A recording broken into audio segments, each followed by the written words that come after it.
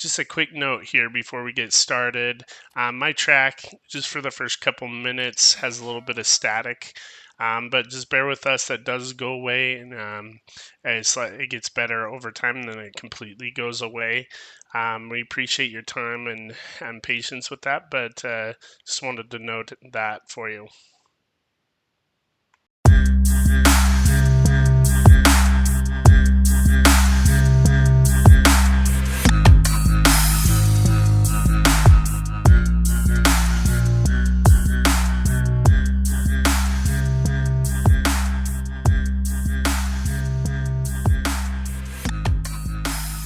Welcome to the Best College Football Podcast. I'm the host, Pac-Man, and I have my friend and my guest, Sam, on the line with me. How you doing, Sam? Great. Thanks. I'm glad to be on with you, Pac-Man. Hey, thanks a lot. I feel like that Office episode where Pam always misdials the first time that he tries to leave a voicemail or something, and he makes a fool of himself, and then the second one's always better. That's right. That was me. We didn't record the first intro, and this one's a lot better. Please, guys, thank you for joining us here. Please subscribe and like on YouTube. Also, please 5 stars and reviews on the podcast apps. We're now across 99% of them, including iTunes, and you'll find those links on our website, which is thebestcollegefootballpodcast.com. It's really long, I know there. Or you can go to alabamacheats.com. And on the website, you can also find any content, transcripts, anything, so you can call us out on saying stupid stuff. But we, like always, will read any comments or messages across all platforms. And we do now have a text line in God's area code at 208-643-5729. That will also be in the notes. Now, Sam, we got you here for the first time. Tell me about yourself a little bit. Yeah, so went to K-State. If I don't know if Pac-Man wants to edit this next part out, but we actually worked together for a number of years in Kansas City. So we were talking about college football. There weren't a ton of college football fans there, which was odd, being in the middle of the Midwest. But it was mainly just us talking about it. But also, one thing we'll touch on a little bit later is I actually played for Lance Leipold at Whitewater before I went down to K-State. So I played a year at Whitewater and then transferred down to K-State and just was a regular student there. But I'm pretty distraught that he's at KU because they are 5-0. So I'm hoping that that run ends here pretty soon. But he's a good coach and he's got a good staff along with him. So I'm excited to be on here. I love college football. Basically all I do was watching the UCF SMU game before we started on here. So 2 teams that I had higher hopes for, but didn't look super great in that American Conference, and a new Big 12 team, UCF. So just in general, excited to be on and talk college football. Oh, for sure. And actually, I knew you played in Wisconsin, but I didn't even realize that you had played for Lance Leipold. That's crazy. What a small world. Yeah. And now he is your favorite team, just right next to you guys there. Yeah. Favorite. Yeah, turned him around somehow, which we'll get into later, and how long that run's gonna last and those things. Yeah, for sure. And just wanted to update everyone. Our favorite team here. I don't know if you guys know, or if you know Sam, but the best 2-win. Well, Nebraska not only was the best 1-win team in the nation, they full-on doubled their win total, and they're now the best 2-win team in the nation. Man, that's got to be like statistically insignificant the chances that that would actually happen. The win expectancy. I think this year they have 2 wins. Last year they had 3 and probably should have had 9 according to everyone. The funny thing there is that a lot of that was blamed on Adrian Martinez, who is now at K State. And if K State's 4-1, so maybe it wasn't all Adrian. Maybe it had something to do with Nebraska and Scott Frost, but. They're looking pretty good. Best 2-win team. They just beat the powerhouse Indiana, as we all know, is a just a fine football program, especially with their one season in COVID where they were any good. But yeah, Nebraska looks like a real team, I suppose. Oh, for sure, and that's I didn't realize forget that they had just won there, and now, and well, I forgot that Adrian Martinez was down in K State now, and he's been balling out there, so he wasn't the problem. That's for sure. You guys have been killing it this year for sure up there. Yeah. So far, I mean, it's been okay. It's there was a tough loss early in the season, but just staying on the Nebraska piece, they play Rutgers Friday night. So so Greg Schiano versus Nebraska. We'll see if he gets into any fights with the Nebraska staff after that tussle with Ohio State last week or a couple weeks ago with Schiano and Ryan Day. But yeah, so Nebraska Rutgers, a chance for Nebraska to get to 3 wins and become the best 3-win team in the nation again, and then maybe they can stay there and they can go back to back. Oh, that would be truly epic. 2 years in a row, the best 3-win team in the nation. Oh man. So everyone, probably has heard the news. The firing of the Wisconsin. Oh man, I'll edit this out. I forget what was his freaking name. Wisconsin head coach, Paul Chryst. Yeah. Everyone heard the firing of the Wisconsin head coach Paul Chryst. I just wanted to talk about that. That was really surprising to me. Some people I know that were closer to the program thought that was not super unexpected. I know that they aren't as good as normal, and it just made me think: what are some of the most surprising firings that you can remember? And I had a list of 5 of them. One of them is a resignation, but thought maybe get your kind of thoughts on this. So one of the first ones when I started paying attention was Mike Leach at Texas Tech. I know there was some controversy about things he said, which is not surprising. He likes to say a lot of weird stuff, especially about like pirate ships and crap. But and there was what was it, like some kind of alleged abuse, but was never proven or something. It was Craig James's son. He had him locked in a shed or something, or just, but not locked in a shed. It was in an equipment locker or during practice. That was the alleged thing with Mike Leach.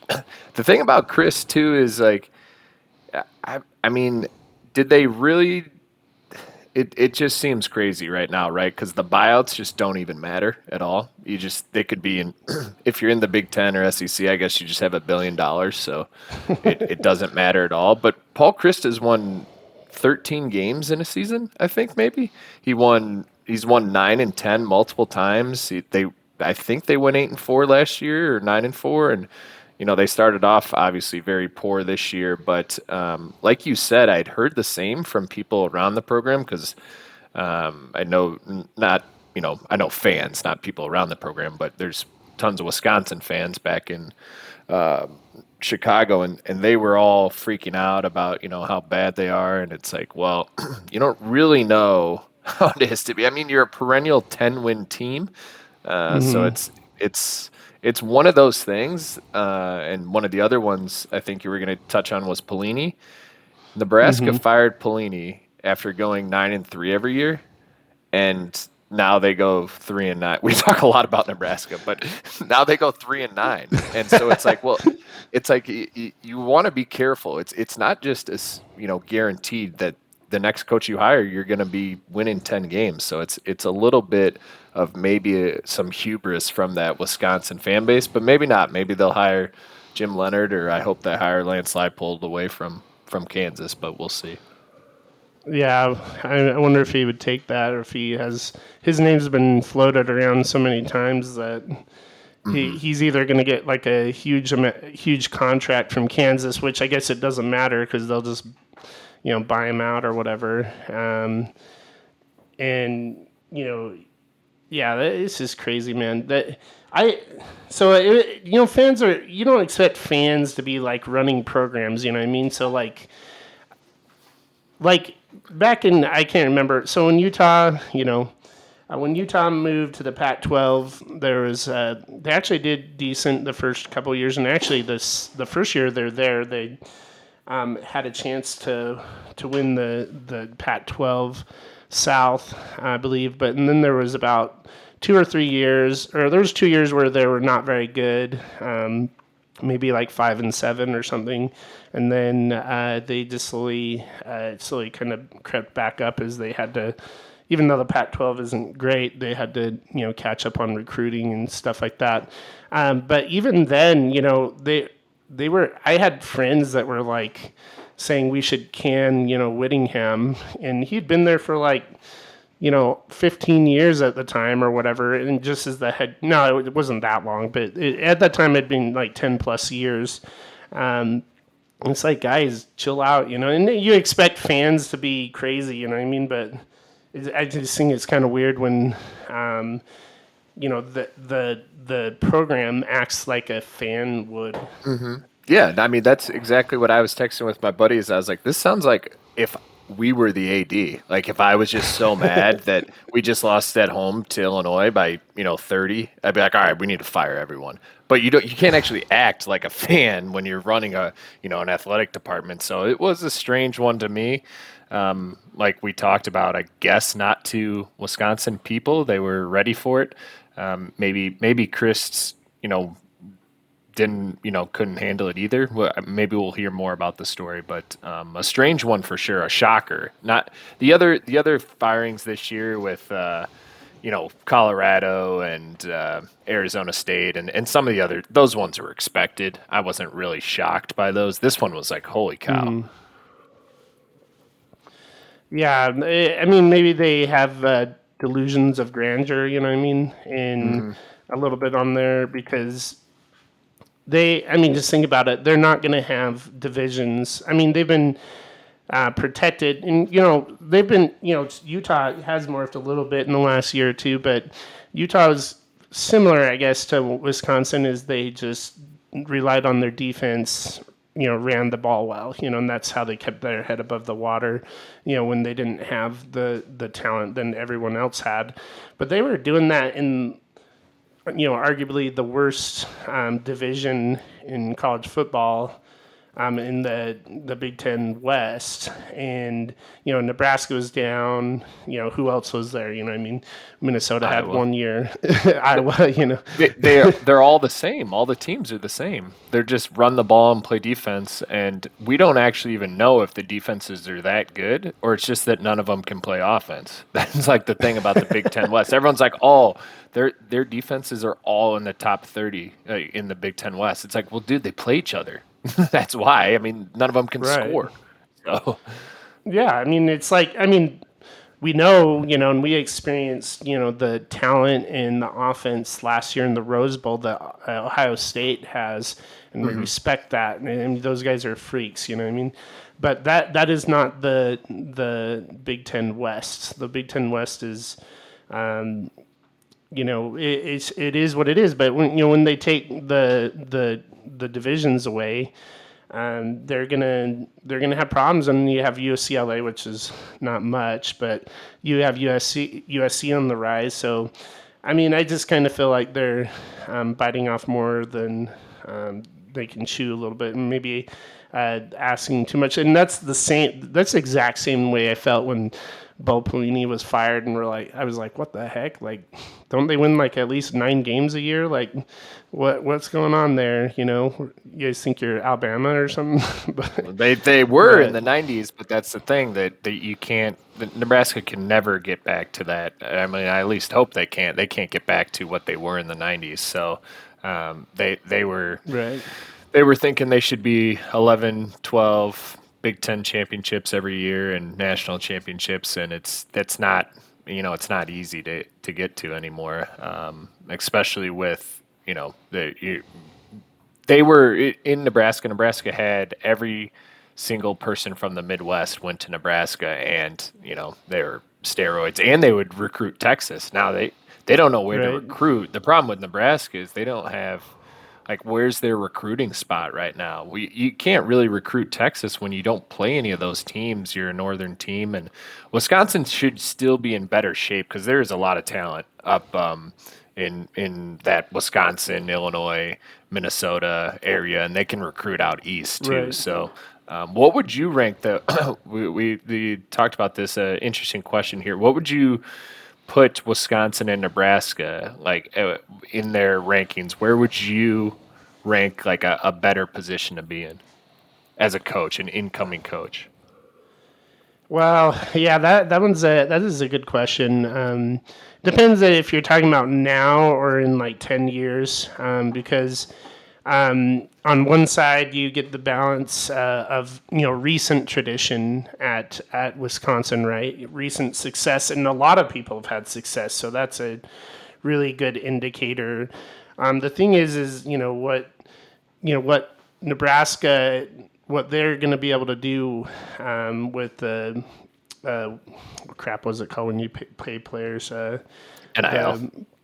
With the NIL. Well, it's not yeah, NIL. It's pay for play, PFP.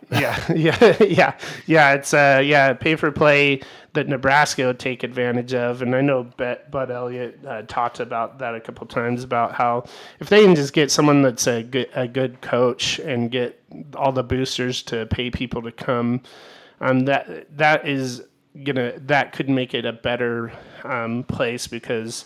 Apparently, Wisconsin doesn't have their NIL altogether, and if you go through Nebraska, you don't wonder why. I mean, I used to, whenever we'd go visit family in Utah, driving from Kansas City, you drive up through Nebraska and Lincoln. It's like, dude, Lincoln's like the second biggest city, I believe, and it's like as big as my college town that I went to at Utah State. It's like tiny, and Omaha is. Just isn't that big for the biggest city. They just don't have that much of a population. So whatever they do with fervor. You know what I mean? So Yeah.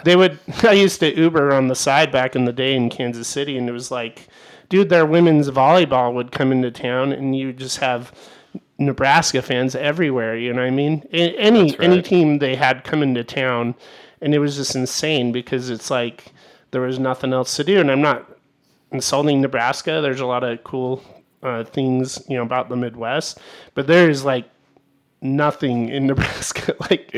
And like you said, Wisconsin does have a little bit more around there as far as other things to do. They have the Packers, and Chicago can't be that far from there, but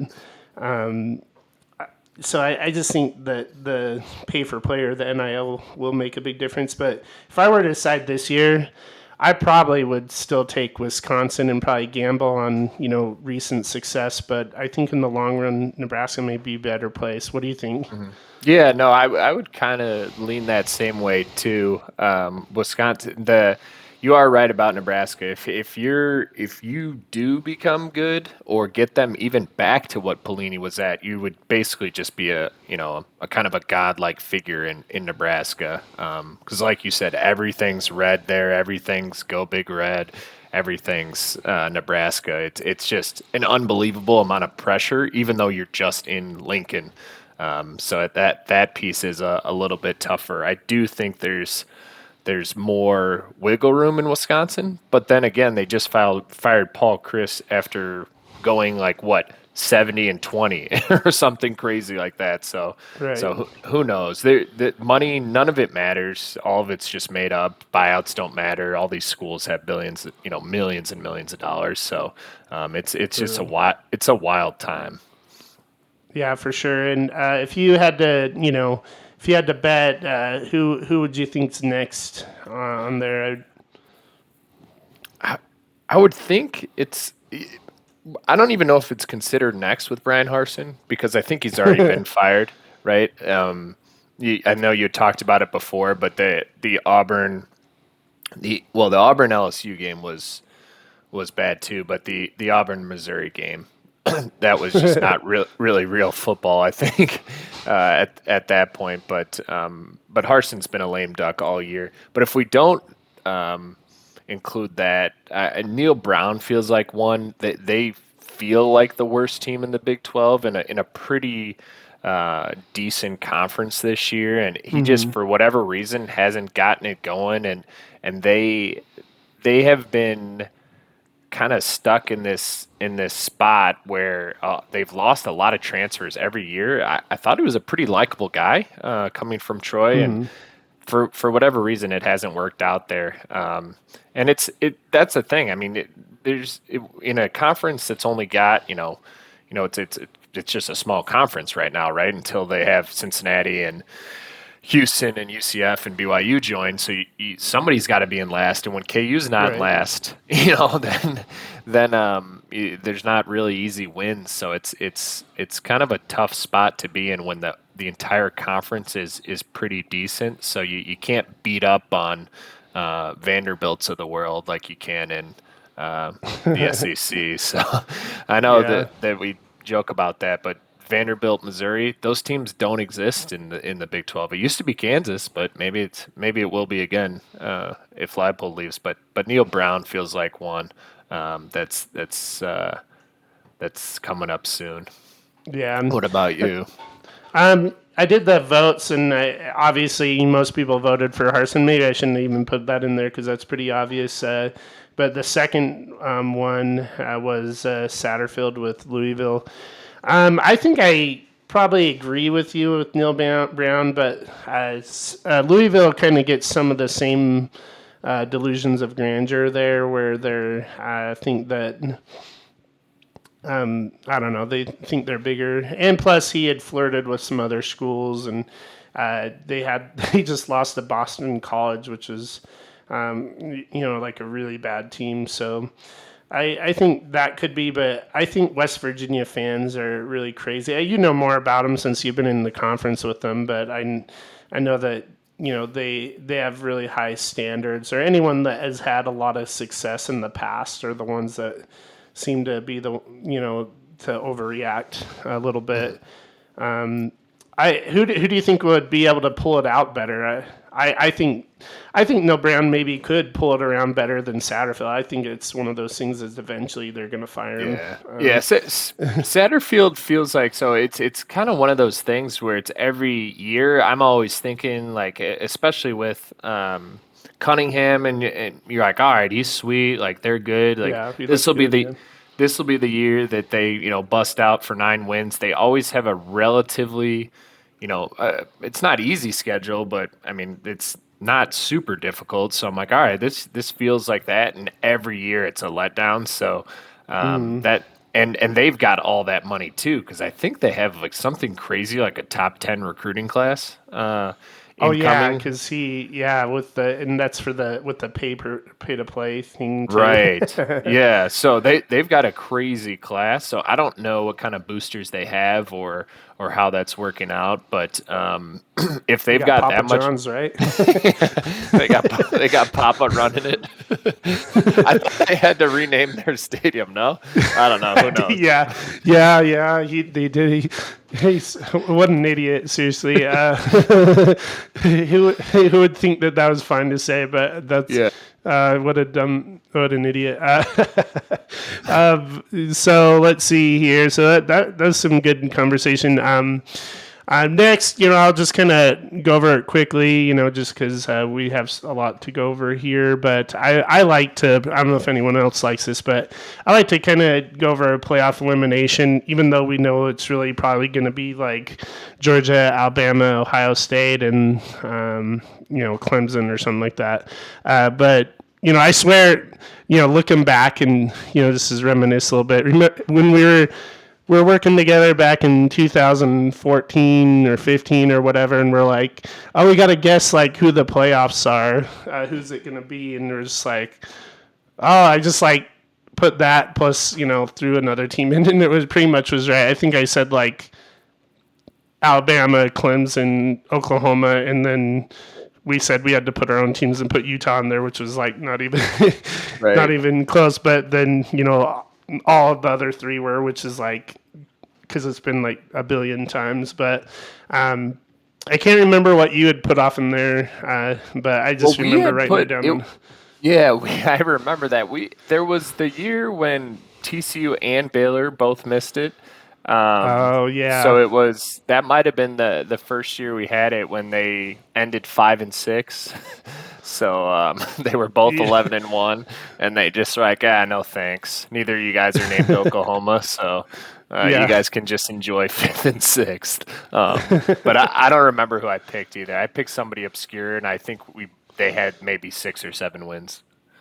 Yeah, you probably like LSU or something. Yeah, yeah, that was a good bet. You got a handful of 12. You know what I mean? But so anyway, every week, just for everyone that hasn't heard this, so obviously teams potentially can come back into it, but the rules are G5 teams are eliminated from the playoff after their first loss, and P5 teams are eliminated after their second. This week, there was 13 teams eliminated. No G5 teams because the two that are on there are just still barely holding on, or I shouldn't say barely. They're probably doing well. I believe it was Crapola. What the heck is playing on the computer? Sorry. Stupid ESPN. Okay, let's see. Do you remember who they are? I can't remember.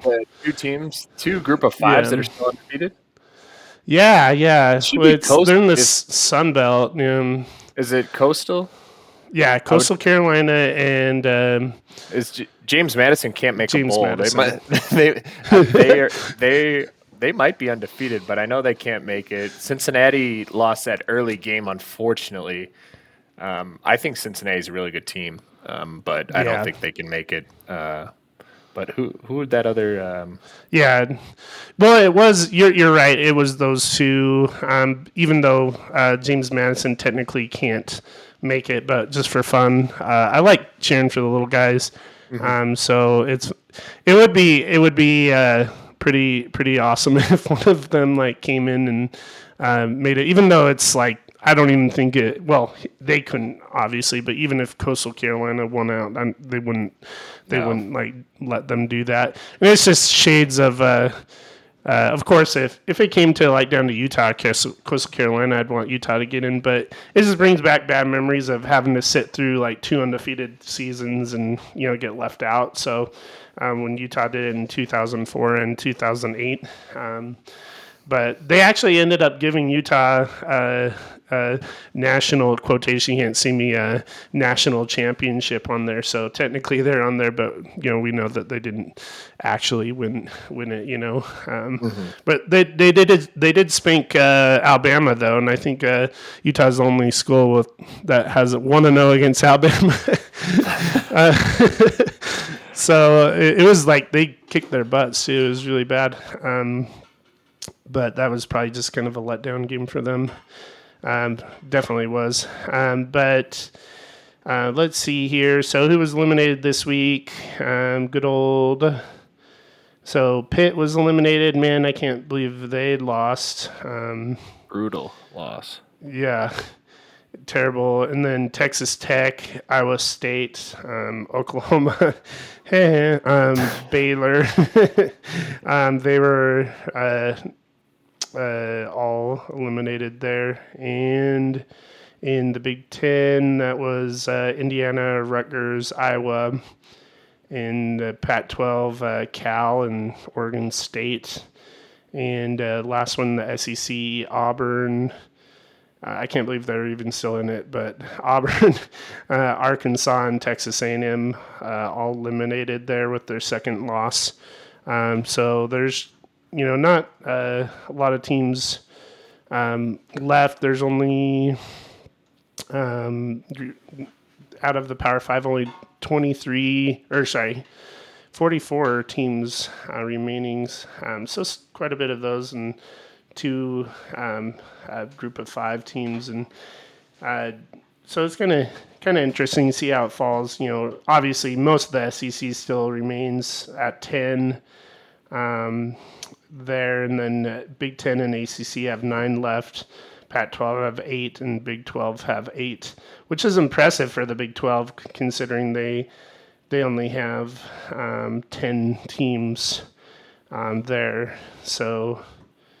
And I may have done the numbers wrong on there. But anyway, Big 12, to your point before, Big 12 has been really impressive this year, and they don't get a lot of benefit of the doubt there. I kind of ran through some statistics a little bit on that we'll get to later. But so just any thoughts on that or on the elimination stuff? This one's going to hurt when K-State gets their second loss here at some point. Hopefully it doesn't happen. But the only thing is those SEC teams, I know that there hasn't been a 2-loss team, but at some point there's going to be, right? So yeah. It should be every other league is eliminated, but if you have 2 losses in the SEC, you might not be. But I sure hope they don't let a 2-loss SEC team in there. The issue would come in if one of those teams won the conference, right? If somebody in the West, like A&M, with now they've got 2 losses, if they ran it off, they would definitely make it with 2 losses, right?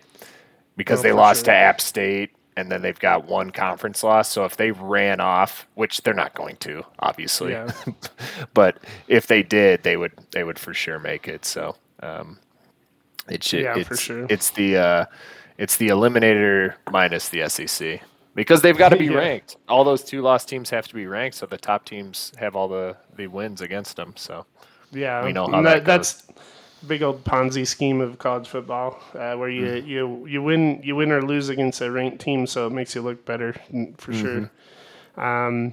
So let me see here.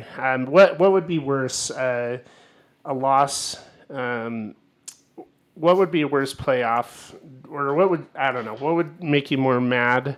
I'll rephrase it. What's worse, the 2011 rematch of Alabama LSU? Oh my gosh! Or having to watch a 2-loss SEC team get in? Those are both the worst things ever. What would be worse? I think rewatching that 9-6 game that was all time bad, and then everyone had to pretend like it wasn't terrible. I think I'd almost take a 2-loss team over that. If a 2-loss SEC team made it, and that meant that there were no other SEC teams, I could deal with that because that would be funny, right? Yeah. Imagine a 2-loss team in the SEC, and they were the only SEC team in. That would be amazing. Imagine two-loss SEC teams. No, yeah, I know. We're just imagining terrible scenarios now. What it's like some kind of would you rather with your perverted coworkers. Yeah. Oh man, I swore off watching the playoff game like when that first one happened in 2011, and I wanted to jump off a cliff seriously. But yeah, for sure. And some of that since I've been doing the podcast has been dumbed down a lot because I just like watching now. But more, it was like morally like against having to watch that happen because it made me so mad. Yeah. I've kind of got especially a rematch, dude. Yeah, I've kind of gotten the same way where I just enjoy college football more now, and I've always enjoyed it, even even 2, 3, 4 loss teams, like I still like college football. Like it's not something that, hey, just because you don't make the playoffs, like it's something like you're looking at Utah last year, right? Have a great year, play in the Rose Bowl, lose a heartbreaker, right, with the third string quarterback who's playing amazing still, but lose that really close game, and you have a great season, and you still kind of get the national percent. It's like, okay, you lost the Rose Bowl, and it's like, what does it matter? It's like, that's not really like it does matter. Like you made the Rose Bowl, it was an awesome season. Like those sorts of things get lost now with everyone focused on the playoff. But hopefully, when we get to 12, I haven't talked to you too much about that, but when we Yeah. get to 12 soon here, I get that maybe teams, it's going to end up the same 4 or the same 3, but still, you gotta have a real playoff. Like this is, I mean, 12 gets you closer to a real. It gets more teams involved. It's more fun. I don't see why you wouldn't. But what are your thoughts? I haven't got your playoff expansion thoughts. Yeah, good point. So I feel the same way. It's super frustrating. I'll listen to a lot of the national guys, and I think majority of them agree that it is good for the sport. But then you'll hear a couple doofuses that are like maybe in a good spot that are like, well, it's gonna dumb down the regular season. I'm like, I don't get what the crap you're thinking on that, because like teams, I mean, what happens in basketball, right? Do teams like say, "Hey, we're winning it all or nothing"?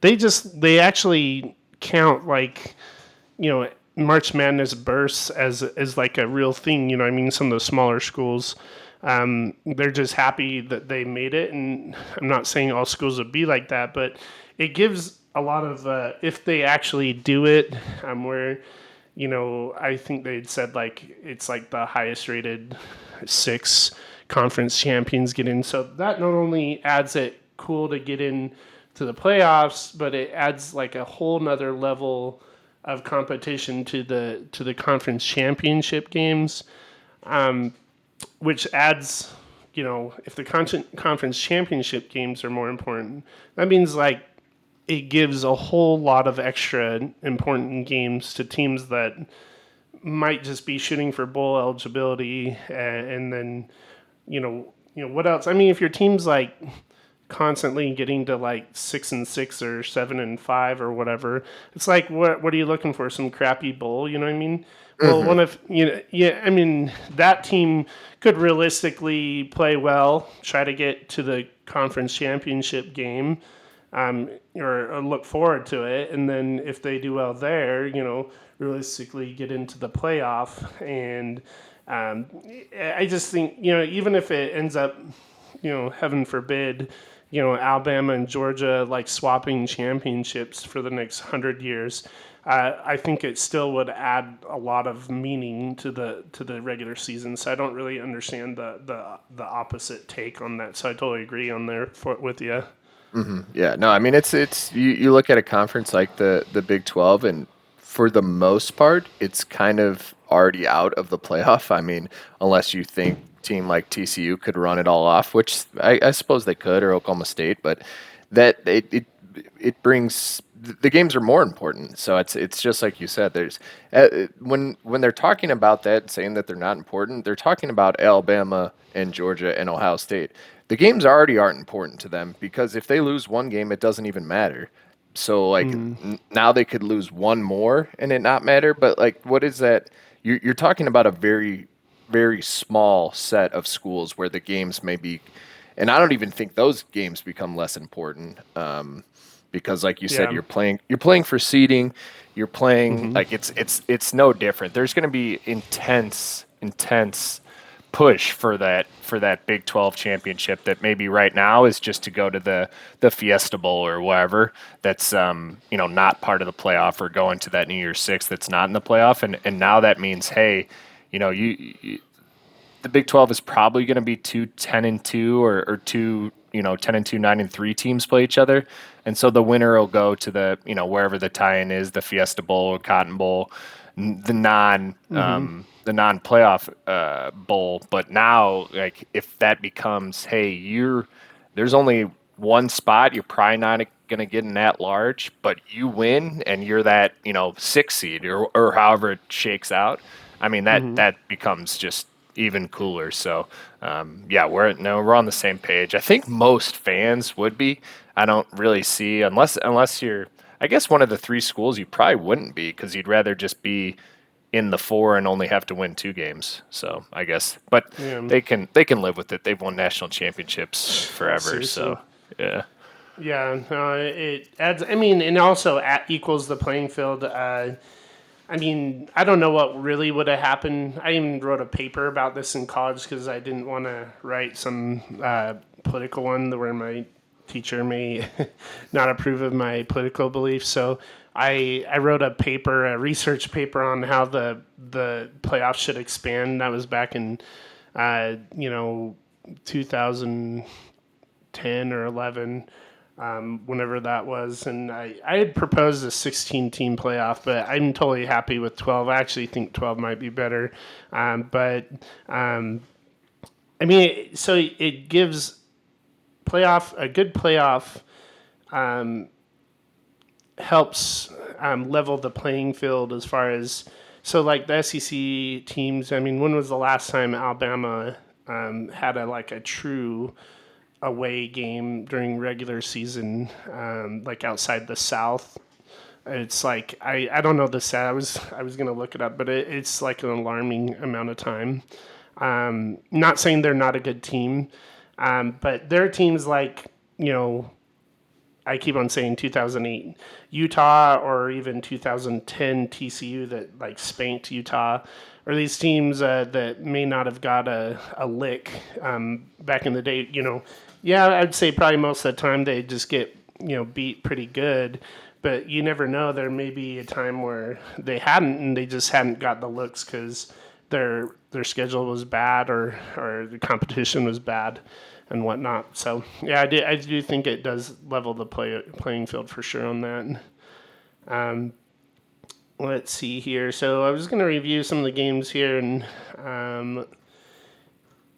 now the first one I was going to talk about, it's kind of another funny one. And this is funny as in, I don't dislike Missouri fans. I live there, and some of my good friends lived at, we're Missouri fans, including our boss, but I had another coworker that was a big time Missouri fan. But man, they've had 2 funny games in a row. Seriously, talk about the stuff they did in the Auburn game still makes me laugh when I think about it. That was so funny. That was unbelievable. Especially because that kicker then came back in this game and was just all world. Oh yeah, didn't he kick a 50-yarder or something? He had 3 45-plus yarders against Georgia after missing a 26-yarder to win against Auburn. And the fat one too, and I can say that I'm fat too, but man, that guy's huge. Yeah, he's for awesome. A kicker. It's pretty cool. I mean, he has the weirdest run up to the ball too. It's cool they did that, and I don't really laugh as much this. I'm more of kind of crying because Missouri didn't pull this one out. I don't have anything against Georgia. I just like seeing the little guys win, like I think most people do.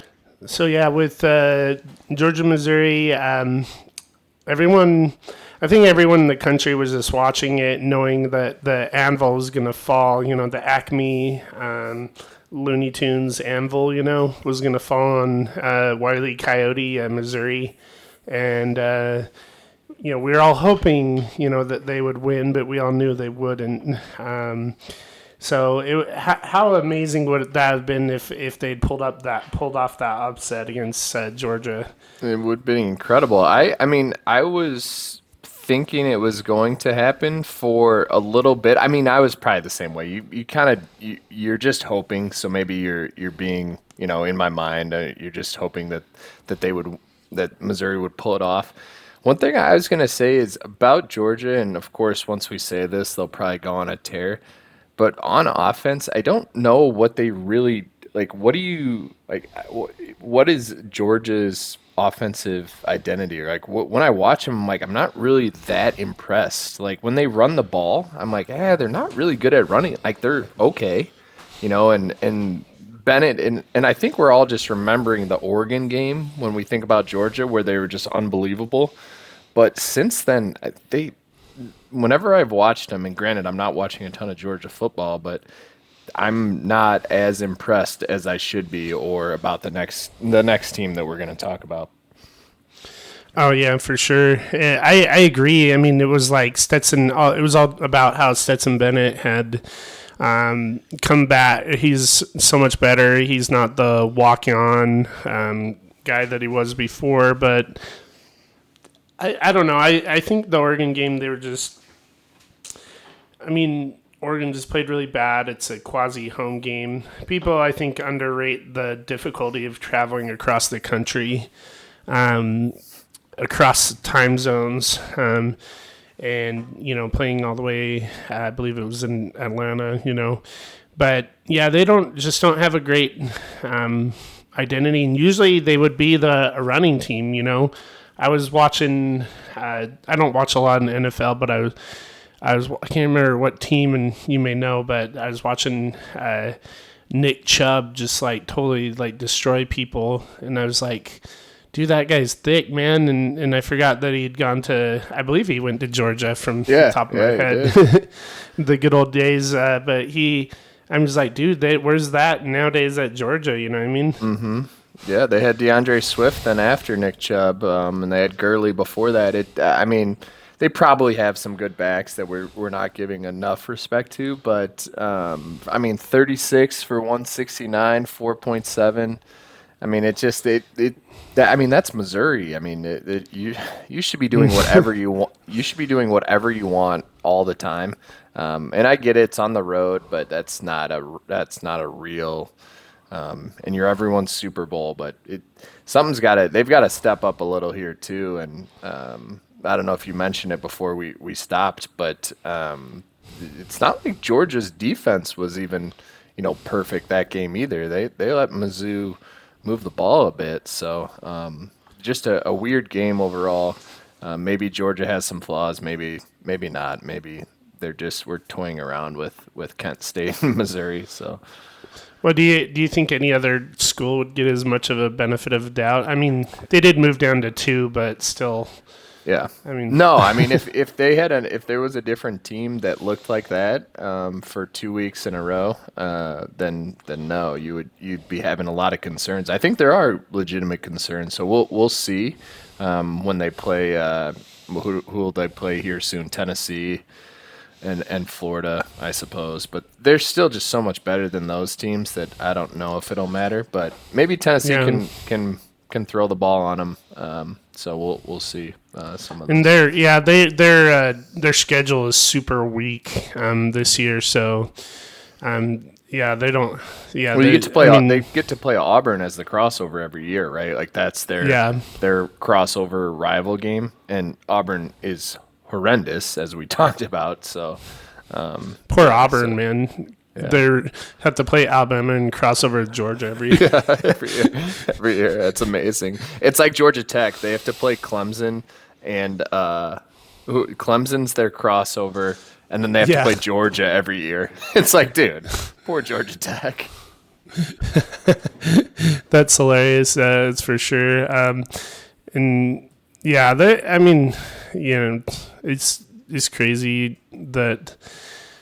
They just hardly. I mean, their weird schedules just make it so they hardly ever play each other. I thought I heard some crazy stat about like Tennessee not having played at LSU forever, but I can't remember it off the top of my head. I will get that later, I guess. But next game is going to discuss another kind of. We don't have to go over a lot, but Alabama just kind of crock-potted Arkansas there. They were beating them really good at halftime. I can't remember what time of the game that Bryce Young went down on in that game, but it was kind of, this is kind of what I was thinking of, is like how many teams can have their star Heisman-winning quarterback. I mean, the guy that just never gets a break, you know what I mean? I don't know if you remember his post-Heisman talk where he was talking about how he's like, no one ever believed in him. And I was like... yeah. You were yeah. You were the top recruit, and then, no one ever believed in you somehow, even though you were a 5-star and you went to Alabama. Yeah, I mean, it's like freaking Bill Gates saying, if what it's like to never have money or something like that. But but Bryce Young, they lose Bryce Young, and I know he was there longer. Late he threw more passes, probably late first quarter, maybe early second quarter. It's pretty early that he went down. Okay. Well, their QBR, it was funny, the QBR of their backup, which Jalen Moore, he was significantly higher, almost more than 17 points higher, which I know it's not like a perfect rating, but Bryce Young's was 81, and Jalen Moore's was 98.6. And I don't know if you saw that run by... It was awesome. Dude, he's like a big guy too. Like he's like, I think he's like 6 foot or he's taller. He's like 6'2", like 220. He's a big dude, and he's faster than anything. And I'm sure he's a freshman, right? Like he's probably really young. Yeah. So I'm surprised he didn't transfer. But that guy looked like a beast, man. I was like, that guy looked like a. He looked like a man, He's and it was their back too was just busting off explosive plays. I don't really have any takeaways, but it's the same as you. They were up a bunch early. Arkansas came back. I mean, you're at home. I hope they would come back and not lose just 48-6 or something. So they came back, and then Bama put it to them late. So it's just a dominating team. It's a really good team. I think it's the best team in the nation right now. So. That's pretty much it. For sure. They're just a bunch of freaks. Yep. Yeah, and so next up here, NC State at Clemson. I thought this would be a good game, as most people did. Clemson came in. It's a home game. I don't know. I hear a lot of national guys, and I'd rather give props to ACC versus SEC any day, but I do think NC State's a good team, but let's not forget this was at Clemson. Also, they had some fumbled, they even had that goofy fumbled snap that NC State did. So it was kind of, I don't know. It was just kind of I just think that as far as that, and we'll go over this. So, like, Clemson's rated in the AP polls number 5. And when it compares to the other, was a SP Plus, and I know that's not everything, but in SP Plus, they're like 18, so that's significant gap, one of the bigger ones out there. So I just think they're kind of getting the benefit of the doubt because they're Clemson. They are 5-0, so I'm not saying they shouldn't be ranked high. I'm not saying they shouldn't be like 10 or something like that. But NC State, this probably, was closer than it looked, and still a 10-point loss, away from home. Mm-hmm. Yeah, overall it doesn't look bad. The only thing I'll kind of push back is watching NC State. I'm never impressed by what they've done all year, and they got a lot of hype preseason. I mean, they came into this a top 10 team. I think they're probably 10. And what they had 279 yards of offense, and I know Clemson's got a good defense, but this is a Clemson defense, and granted, they probably had guys back who just gave up 1 billion yards to Wake Forest.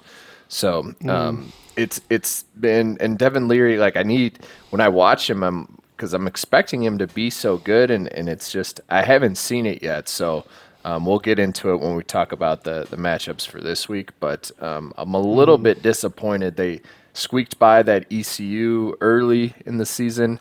I thought that would be kind of a wake-up call, but they really haven't gotten their offense rolling. They've got a good defense though. They held Clemson down like as I expected they would, more than Wake could, but need to see a little bit more out of NC State before I believe that they're the second best team in the ACC. Oh, for sure, for sure. Moving on here, Kentucky at Ole Miss. I didn't get to see a ton of this game. I did. I was watching the first half, so it was kind of interesting to see as far as Kentucky was really. What was it? They had 2 fumbles in the fourth quarter, right? In the last 3 minutes of the game, yeah. Kentucky did. They lost. That was my only takeaway too. It's like I don't really care because I didn't think Kentucky was the 7th best team in the.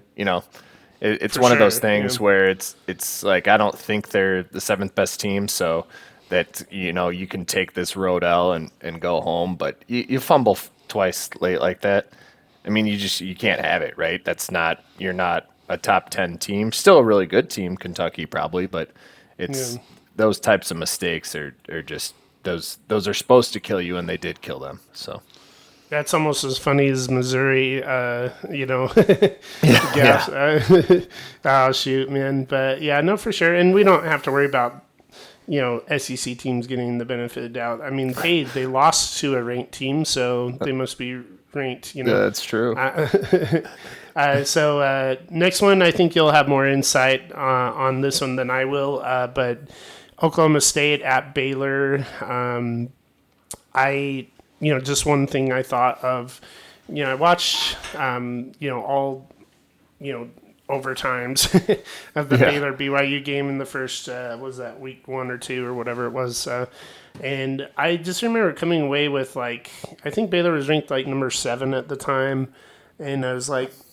I know BYU is a hard place to play, because it is elevation. It is a big stadium. It's 60-something thousand. But their quarterback just looked like crap. But from what I understand, he's a newer quarterback.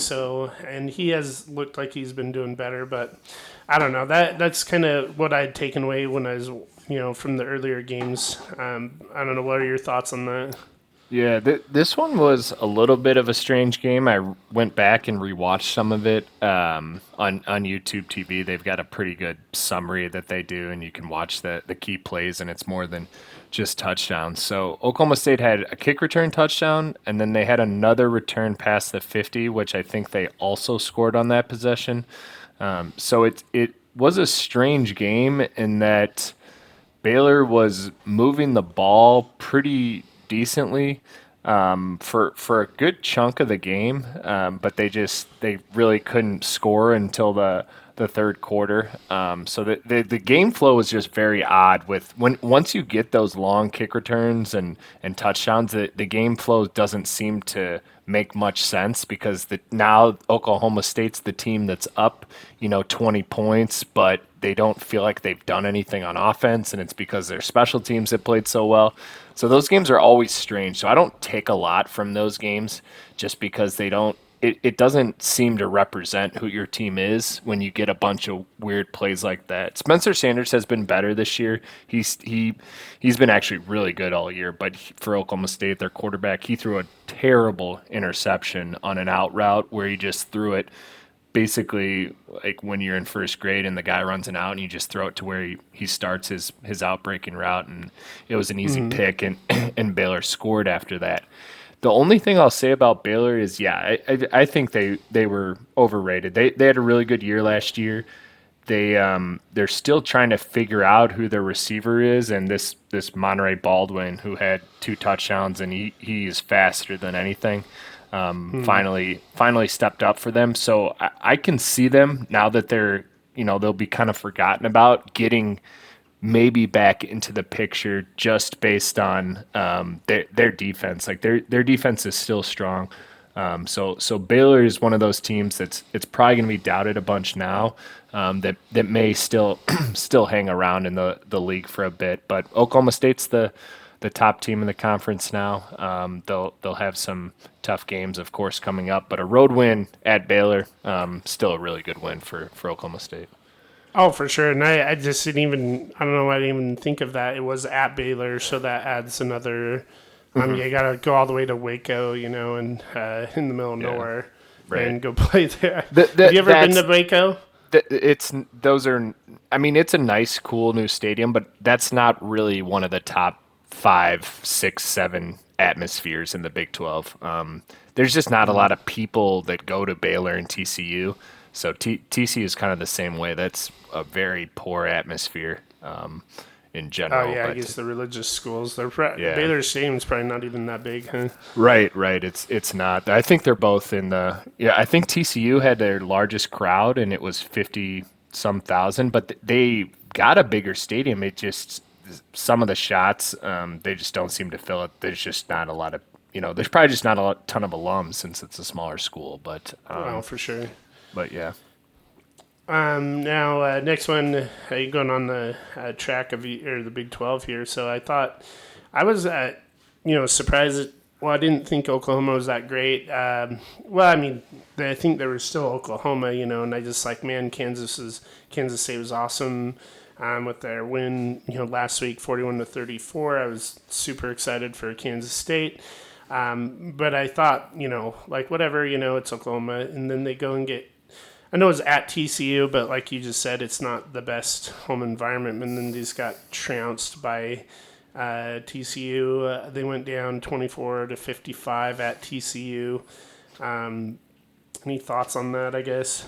Yeah, this was actually during the game, so we didn't watch it until we watched replays. We were at the K-State Texas Tech game, but this was an absolute bloodbath. So TCU's first touchdown was a contested, almost like a fade route, kind of.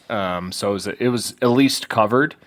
But then the next 3 or 4 or 7 or 10 touchdowns that they had were just complete busts of coverage. There was no one, literally no one, within 30 or 40 yards of wide open receivers. It was stuff that you don't really see, and especially with Venables, it's very strange. I get that you don't have you're installing a new defense, right? You come in from Clemson, you're installing your defense, but there shouldn't, even if you don't have your players, you shouldn't have those types of missed coverages. I mean, it's the 5th game of the year. This isn't early season stuff. It's very strange. So it's weird to see them so undisciplined when Venables at Clemson was touted to be, right, the defensive wizard. So it's a very strange thing. One thing I wanted to ask you earlier is, when we're talking about the coaches to go next, does he run into anything if it really goes south for Oklahoma? Could it be a 1 year and see you later, Brent? I don't think so, but I mean, it still would be pretty funny if they just kept losing. But yeah, they'll bounce back, I think. But this was non-competitive. I can't recall a Oklahoma team just being completely non-competitive. Especially against a good team in TCU, but Oklahoma was favored, right? They were a 6-point favorite at TCU, I think. So that's a wild, and it was no fluke. It was not like TCU got turnovers; they just bombed away on them. Oh, that's a good point. And that's funny you said that. I literally was just going to ask you. I was trying to get, gather my thoughts on who was on the hot seat, because, I had some ideas, and then I went to this funny website. It's coacheshotseat.com. But it was super inaccurate, I felt like, but they had Brett Venables as the number 3 on the hot seat right now. Yeah. And they have David Shaw's number 2, which is, I don't know, from people I listen to that know a lot, they're it can happen, but he has his seat very far established, just because of their situation. But so I think it's kind of crappy. Also, I'm sure his seat's hot, but it's not 3, maybe There's no way. There's no way No. they would fire Oklahoma. I mean, Brett Venables. Like, what if they fire him like mid-season on his first year? That's what I mean.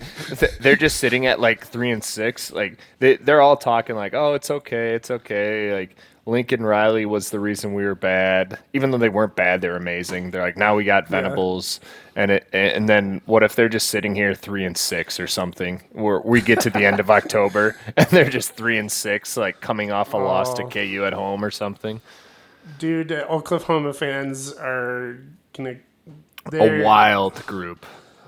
This is what I was trying to explain to my dad, off the air.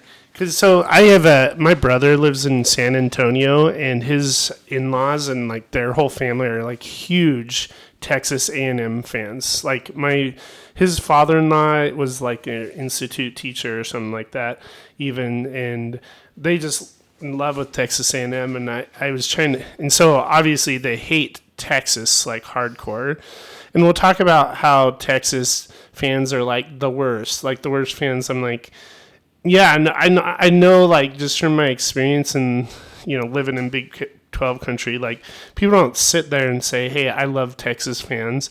But Texas fans aren't like the fans that, like, everyone hates because they're, like, kind of above it. You know what I mean? Yeah, They're just, I'm like, Dad, I'm not saying this for myself, but I do see it. But, like, the people that I know, like, really don't like Oklahoma fans because they're crazy, man. Yeah, they're insane. Yeah. I mean, you get that passion and also the wins. They expect a lot, and they were like, dude, when holy crap, the coach that went to USC, when Lincoln Riley went to USC, it was like you were hearing about it for like, you still hear about it. It's like they're just insane. They totally like sour grapes like nobody's business. Right.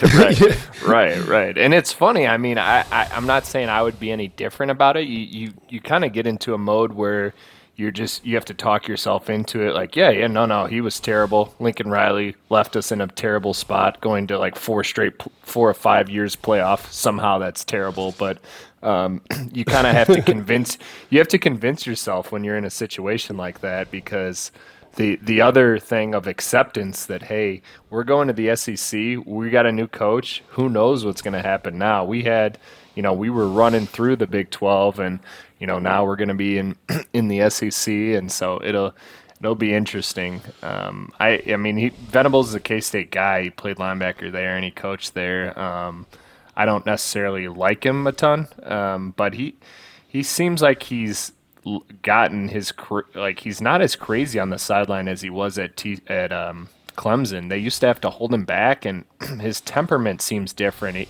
I don't know. Maybe he needs to get some of that fire back to get some of his players, his safeties, not to bite on a running back and leave a wide open guy running a go route for a touchdown. but yeah, that's they'll maybe figure something out. But who cares if they don't? Yeah, for real. I mean, and hey, how can they fire him? He's currently the coach of the country's best 3-1 team until Nebraska inevitably wins one more. You know what I mean? So that is a good point. Even though Oklahoma beat them earlier this year, Nebraska would still be the best 3-1 team. Yeah, for sure. Let's see here. So going on, I got. Well, we can skip this if you want, but I didn't really see a lot of Wake Forest at Florida State, unless you had some thoughts on that. My thing was, I just thought the wrong team was favored in that. I was very confused why Florida State. I know that they were 4-0 before that, but Wake had just come off a pretty awesome game against Clemson. They lost, and Hartman's good. Wake Forest is a good team. I'm not sure if they play NC State this year, but that as a battle for that second team. Unfortunately, all those teams are in the same division. So Wake Forest, NC State, Clemson, and maybe one more decent team are all in the I forget, Atlantic or Coastal or whatever. They're all on the same side, and then so the other side is just complete and utter trash. So it's like the Big Ten West. So Yeah, they've they may got be some. worse in the Big Ten West. Yeah, I'm pretty sure it is. I'm pretty sure it's like Carolina is the best team, and if you've seen any of North Carolina, they have let up 1,000 points a game. So All that's all I had offense, on no that defense. one. Yeah, That's right. Yeah. Now we had eyes on in the stadium at this next one at Texas Tech at Kansas State. How's that one to not just win it, but to follow up what could have been I would have said it would have been true, like amazing letdown team game if it was at Texas Tech, but it definitely had a lot of potential with that big win over Oklahoma to be like, hey, we're all good, and then lose the next one. So it's good you guys pulled that one out. Yeah, so it was the only good thing about that is Tech had just beaten Texas, so they were in. It was a double letdown, right? Like, so both teams were in for a letdown spot. So K-State actually scored two plays, 75 yards on the first drive. So it was two Adrian Martinez runs, 75 yards. It couldn't have been easier. The first one was a called run. The second one was a scramble and touchdown. So within within 25 seconds, it was 7-0. They got it to 13-0. Unfortunately, that 13-0 was 2 field goals. So, and those were both field goals where they had first and goals. So those are always frustrating when you can't punch it in, especially back-to-back times. So you put together good drives. You've got a team on the ropes early and Tech was kind of just hit by the buzzsaw. So when you can't punch one of those in, it will eventually catch up to you, and it did. So Tech battled back. It was 20-20. I think at the start of the fourth quarter, or at least late in the third, and then K-State's response though was big. All the momentum in the stadium, it felt like that was going to be a K-State loss and a pretty tough one to deal with since that first half K-State had just dominated, but we're only up 13-10. So then that fourth quarter bounce back was huge. Good recovery and bounce back. It was overall a good game. There were two, a good chunk in the middle of that game that were super frustrating. The offense was just not doing anything, stagnant, really not letting Adrian run, which I know they want to be careful because he had 20 rushes against Oklahoma. And but the thing is, it's college football. You have to do what you have to do to win the games, right? It's not protect him from this or do this. Like you've got to win the game. And one of the biggest assets they have is Martinez running. So we'll see how it plays out. I am nervous that you do have to pass. I mean, you can't just run all the time. So they've got to figure some stuff out in the passing game. But a good win, and they're 4-1, so and 2-0 in conference. So it's a good start. I'm definitely pleased. Was that didn't they have like a one-hand catch that Texas Tech did? It was pretty legit. I swear he was like stiff arming the Kansas State guy while he was being held, but that was crazy.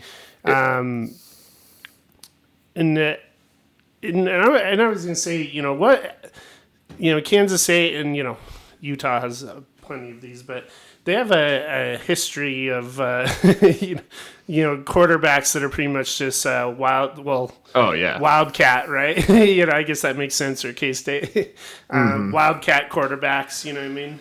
Yeah, no, they definitely. I remember one when we were working together. They had that. I can't even remember his name, but he just they just pretty much.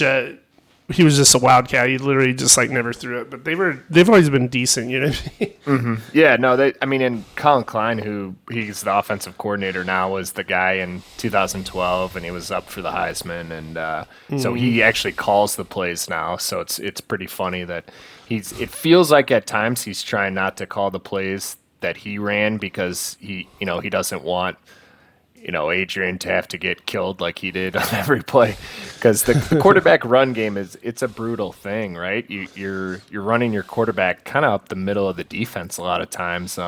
Sometimes it'll be off tackle, but some of those reads are right up the middle. So it's a little bit tough, but yeah, overall, like I said, I'm pleased. They've got a couple of tough road games, so it'll be a tough stretch. The whole league it's a crazy conference, so it'll be a fun year. Yeah, for sure. And quarterback run is dangerous. They run. They run it, but hopefully it just takes one hit. Usually quarterbacks aren't that big of a dude, so it's hard to say. Like Cam Rising, our quarterback at University of Utah, he's gotten thick. He's like the online joking around like thick boy, or and he was like he ran one and he just like literally plowed over the guys at the end like a running back would, which was awesome. But I was also like dang man, like that can get you hurt. You know what I mean? Yeah. But next one here, last one in the string of Big 12, and is Iowa State at Kansas. Now I know you love it that Kansas is undefeated, your favorite team out there, and for the first time since 2008, Kansas is ranked higher than K-State. Oh, is that right? I didn't see that. But Well, I honestly just didn't think they were ranked since like 2008, and just figured that's probably true. That probably they were really was. good then. Yeah, they were really good then. But I mean, it's not like K-State has been ranked a ton in general, anyways. But I mean, Iowa State. Kansas won. Give them credit. Whatever. Iowa State missed 3 field goals. So Iowa State had 10 possessions, which first of all is insane that they only had 10 possessions. But these teams, Iowa State plays really slow. So 70% of their possessions, so 7 of 10 crossed the 50, and that totaled to 11 points. That's almost impossible, right? You cross the 50 7 times, and that nets to 11 points. I mean, with 3 missed field goals, I think they had a couple of punts as well that were past the 50, and then they also had a turnover on down and maybe the end of the half or something. But just a brutal loss for Iowa State. And Kansas didn't score after halftime. No, they scored twice. They scored it all in the second quarter, and oh my gosh, that's hilarious. And I those are 2 things I want to ask you. I don't get, just like you don't get to see a lot of the Pac-12 games. I don't get to see a lot of the Big 12 games. And the thing is like I keep on I don't know how to read Iowa State, and Kansas is it's there. So my 2 questions. So I don't know how to read Iowa State, whether they're good or not. Also, does Kansas actually have a good home environment when they're good at football? Not. Well, when they're good at football, but that's I know so normally hard. they wouldn't. Yeah. So I mean, 15 years ago, there's probably, but their stadium is terrible. I'm pretty sure they still have porta potties for their bathrooms. Like they don't actually have bathrooms. So they used to have a track around the field until a couple years ago. Like they just, it's not a real stadium that they've invested in. So it's there's no environment. They did sell out, I think, though. So I mean, if you have a sellout anywhere, it should be a little bit raucous. Iowa State is good, especially their defense. I think they might have a top 10 defense. But they're really, really strong on defense. As you can tell Kansas was scoring 40 points at will, pretty much. So holding them down is a pretty good accomplishment. So I think Iowa State is fine. I hope they're not fine this week, but in general, I think they're okay. They're a good team. They've got to figure some stuff out on offense, though. You can't score 11 points. You've got to convert when you get past, and then you can't if your kicker's missing field goals. Maybe not make him kick one from the left hash to try and tie the game from 38, and maybe go for it and try and get closer. Would have been my take there. They were kind of lackadaisical at the end of the game, so they missed a field goal to tie it and pushed it into overtime. And it's like, well, you've already missed two. Maybe, try and get super close, or just try and go score and win. You know what I mean? You already missed two field goals. You can't have any confidence in the kicker. So some strange stuff that maybe a little hubris out of Iowa State, thinking, hey, this isn't going to actually happen to us. But it did, and you took an L to the Kansas Jayhawks. So. And one last one here, I didn't put this on the notes, but I didn't talk about my Utes. They actually played what I thought was a good team, Oregon State at Utah. It was a homecoming game for Utah. These are kind of things you don't really know unless you're around. So it was a homecoming game, which adds a lot of environment. It's a revenge game from last year that pretty much kicked Utah out of the playoffs. Probably mercifully, probably would have got destroyed, but so they go and they win 16-42 against Oregon State. A lot of that is exaggerated because Utah had,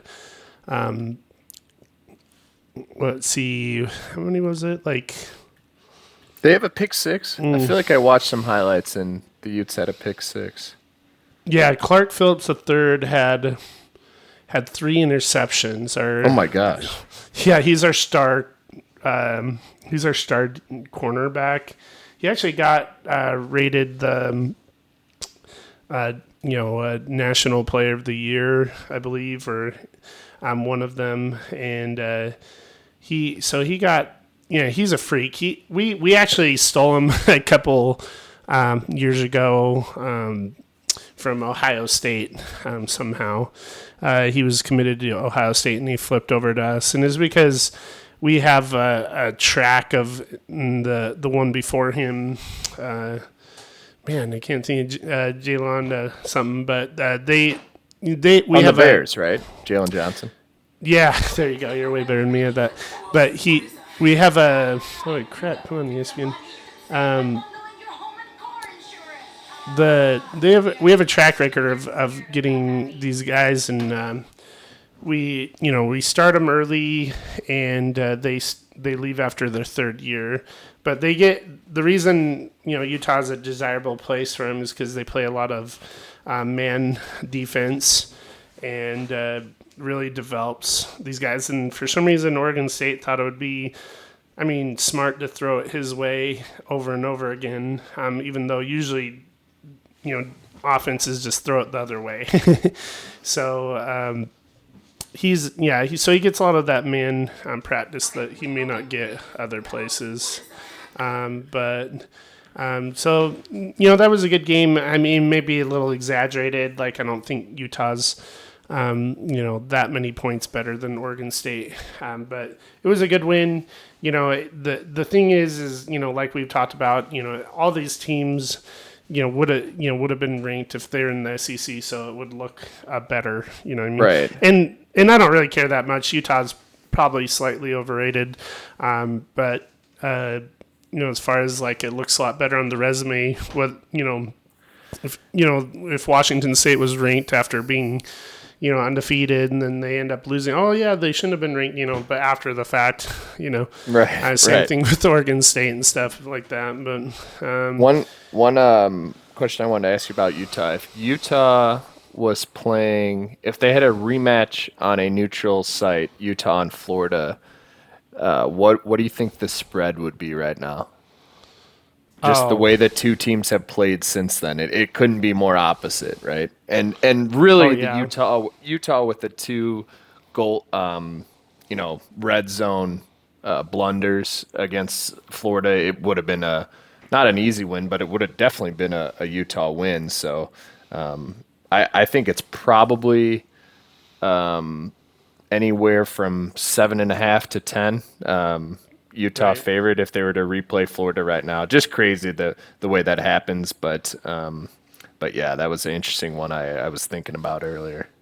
Oh yeah, unfortunately, like, and I'm not. I try to be legit, like, take the fan out as much as I can, even maybe exaggerate the other way as much as I can. But obviously you can't take that away. But Utah generally doesn't start their season with a good game. It's usually like a FCS or really lowly team, and then it's usually, they used to call it, like, because the Pac-12 plays 9 games, just like the Big 12, right? And so they have to do their off season different than the SEC. They usually do kind of an ABC scheduling where and usually start with C, which is the FCS, and then kind of do a medium, and then they have something big, and then they move on. But we were all scared because Utah generally starts the season slow, and then having to go somewhere they'd never been, across, 2 time zones, go to the swamp, super hot and humid, and do that. And still, like, I watched that game and I was like, I honestly was not really nervous about it the whole time. Like, I was like, Utah's going to pull it out. They were in control, like, the whole game. They literally go down the field to score, and then get an interception. So obviously you can't take that stuff away that it happened. But, even if it was at Florida, I would favor Utah significantly more, because part of it, too, was this is on Utah also, is they should have known better. They're playing Napier. It was his first game. There's no tape except for his Louisiana tape. But they should have known that he liked to run, and maybe tried to prevent that to make him pass a little bit more. And that's what, like, Kentucky did the next week, was just say their quarterback say, hey, well, obviously he can run. Let's make him pass. And then also there's kind of rumored that he hurt his knee in the Kentucky game. So they've just been really handicapped, looked really bad since. Yeah. But, it helps when you have, all the game tape. And Utah, should have made those adjustments. But like I said, they like to play a lot of man, and they don't like to change that a lot, So So it's hard to defend the quarterback run game when you're in man. Apparently, a lot of teams would be like, I think what Kentucky did is they just put, and I'm not a huge scheme guy, but they had spies, and they pretty much just like loaded the box against him and just said, hey, well, you can throw it, and then he just sucked at throwing it, Yeah, right. So Utah, same thing happened in 2019 when we were kind of on a run for the playoffs. We play USC, and USC was known that they had just had that was a air raid. We go in, we say, we're just going to do our thing. They pass all over us. They have a lot of talent, but we didn't change from man, where it leaves you vulnerable, right, out in the islands. The next game, BYU comes in. They're a little bit smarter, and they say, hey, well, we know what USC is going to do. They're just going to pass it like crazy, and they just changed their scheme to pretty much make them run, which they couldn't do, and they ended up winning. So that was in 2019. It's just kind of a little frustrating, but, Utah does well at what it does. I just wish maybe there's a little bit more flexibility with that kind of thing. Mm-hmm. But we didn't already touch on Auburn there, but I think we can move forward and we'll go over the rankings. I was just going to note a couple things on the rankings, AP poll versus S&P Plus. I don't really trust S&P Plus over everything. I just think it's a good reference that I like to look at. And I know technically they probably have one a little bit of preseason data, and usually I think they get all of that out of it after Game 6. But I kind of I just took all the teams that were probably around the 30 range, and S&P Plus, and also the AP, the ones receiving votes, and just kind of compared where they'd be at. And anyone that was more than 3 spots difference, I highlighted them and sorted them high to low.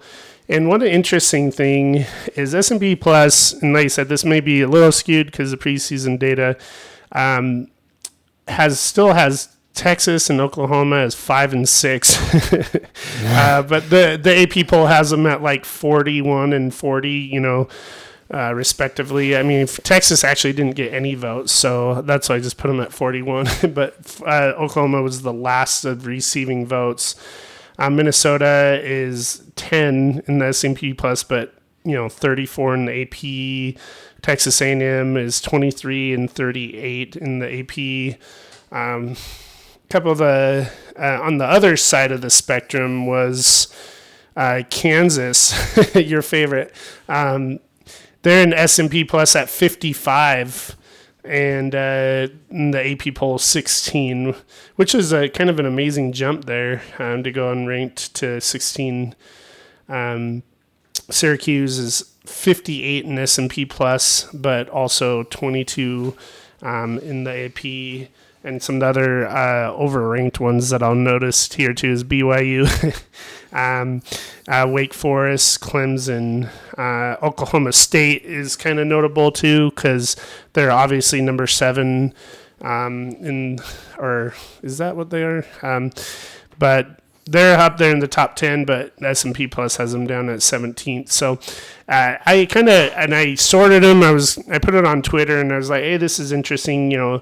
Which conference? And I thought it was just going to be the SEC, but the conference most favor, at least significantly difference between overrated in the AP poll versus the S&P was the ACC. And it was a lot too. Like their average, every other conference, including the Big 12, I think the Pac-12 was just a very almost Mm-hmm. equivalent. Big 10 and the SEC are around 10 points better worse in the S&P Plus than the AP.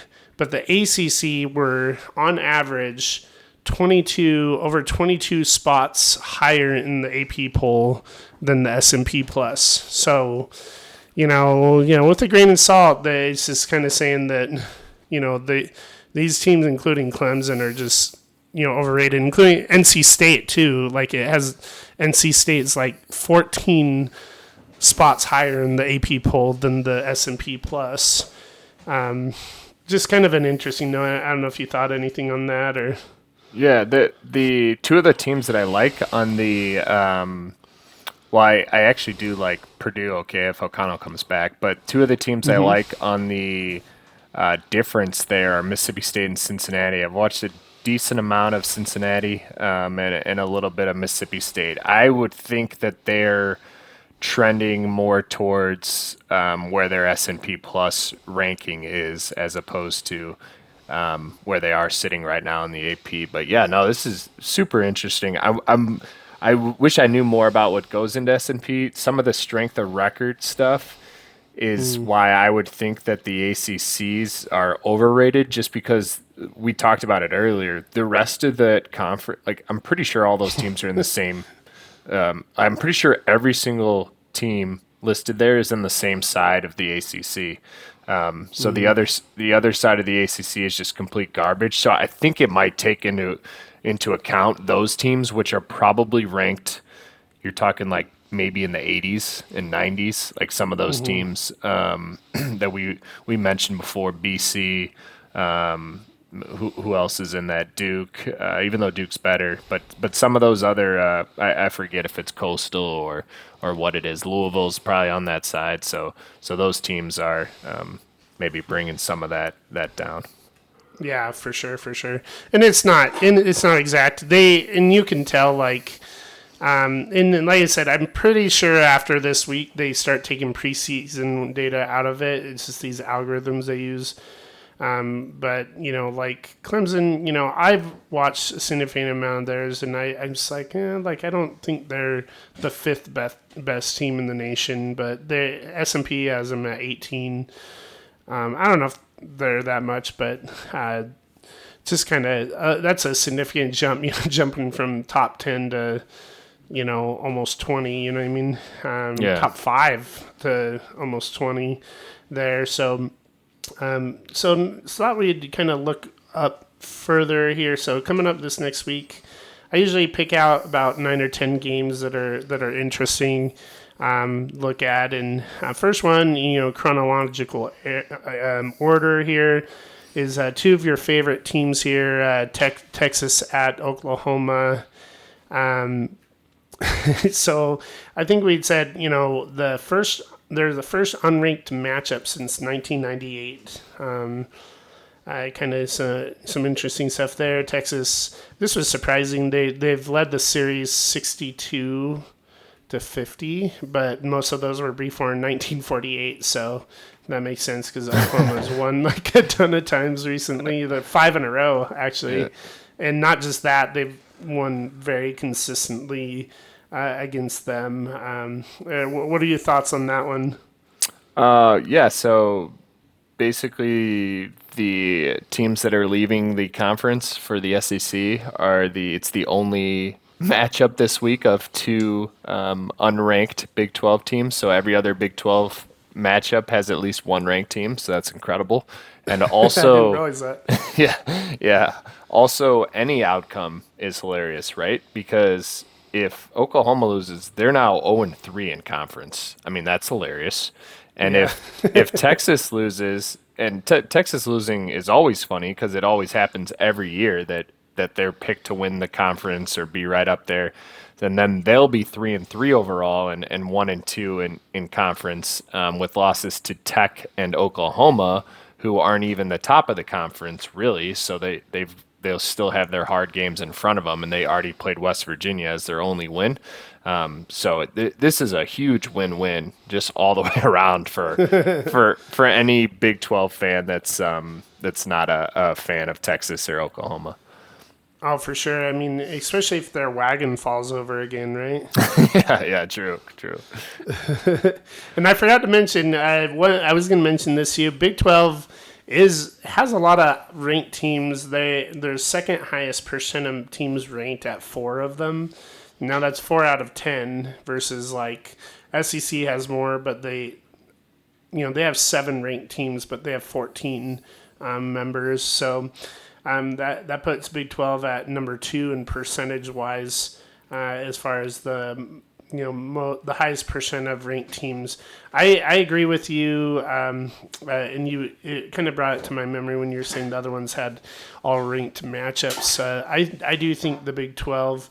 It's kind of funny. The Big 12 and the Pac-12 has kind of cycled up a lot this year. Unfortunately for the Big 12, I think it's going to end with a lot of parity, but still be a really good conference. I think that the Big 12 could be the second best conference or in the nation this year, but not really show it because there's a lot of good teams. Like what's their worst team? West Virginia is still a good team. You know what I mean? I don't know. What do you think about that? Yeah, no, I mean the Big 12. I think it'll be a fun year all the way around, for the conference for watching games. I just don't see a team making the playoff just because I see teams beating each other. Which it's one of those things that's everyone always talks about, like, well, you need a team in the playoff, but if there's a team in the playoff, I don't know. Like, do I really want, like, if I'm a K-State fan, TCU to be in the playoff? What good does that help K-State? I don't think it Right. does.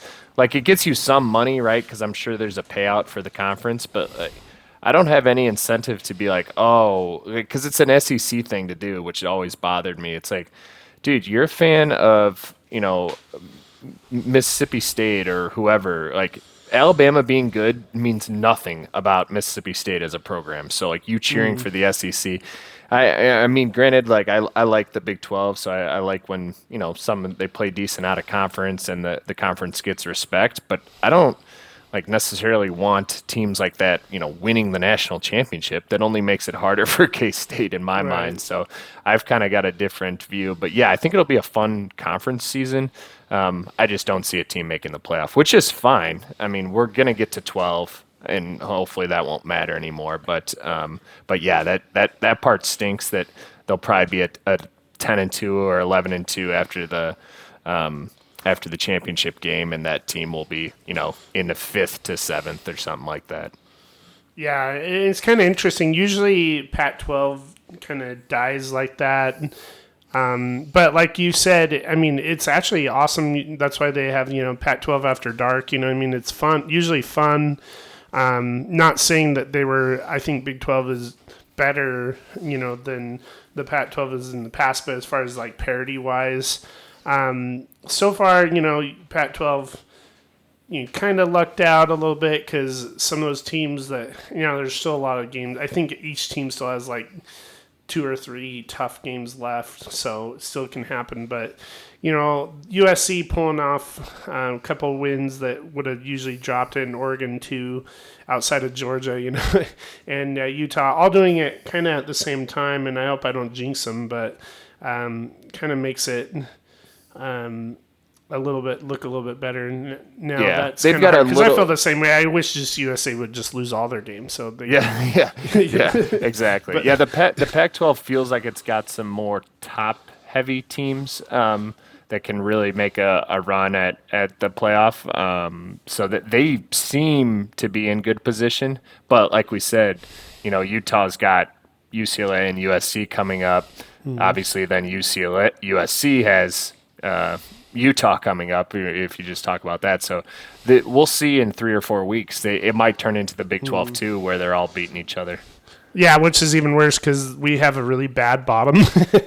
Yeah. This year, like we have Colorado, which is arguably, the worst Power 5 and one of the worst total teams ever, and Arizona State's looking pretty bad too. Luckily, Arizona is kind of cycled up, but those other two kind of outweigh the rest. And it was kind of sad listening, before, is because it's like, oh, the Pac-12 is totally dead if Utah loses to Florida, or when Oregon loses to Georgia. It's like, well, that's like fair. You have your whole conference right. balance. It's over. 1 week. That's it. You're dead. They literally like these are like the big things are like, yeah, you might as well like stop playing. It's like, well, yeah. I mean, since in the there's some good voices out there to be like, hey, you wouldn't say that any other way, for most of the other conferences. And as bad as the Pac-12 has been,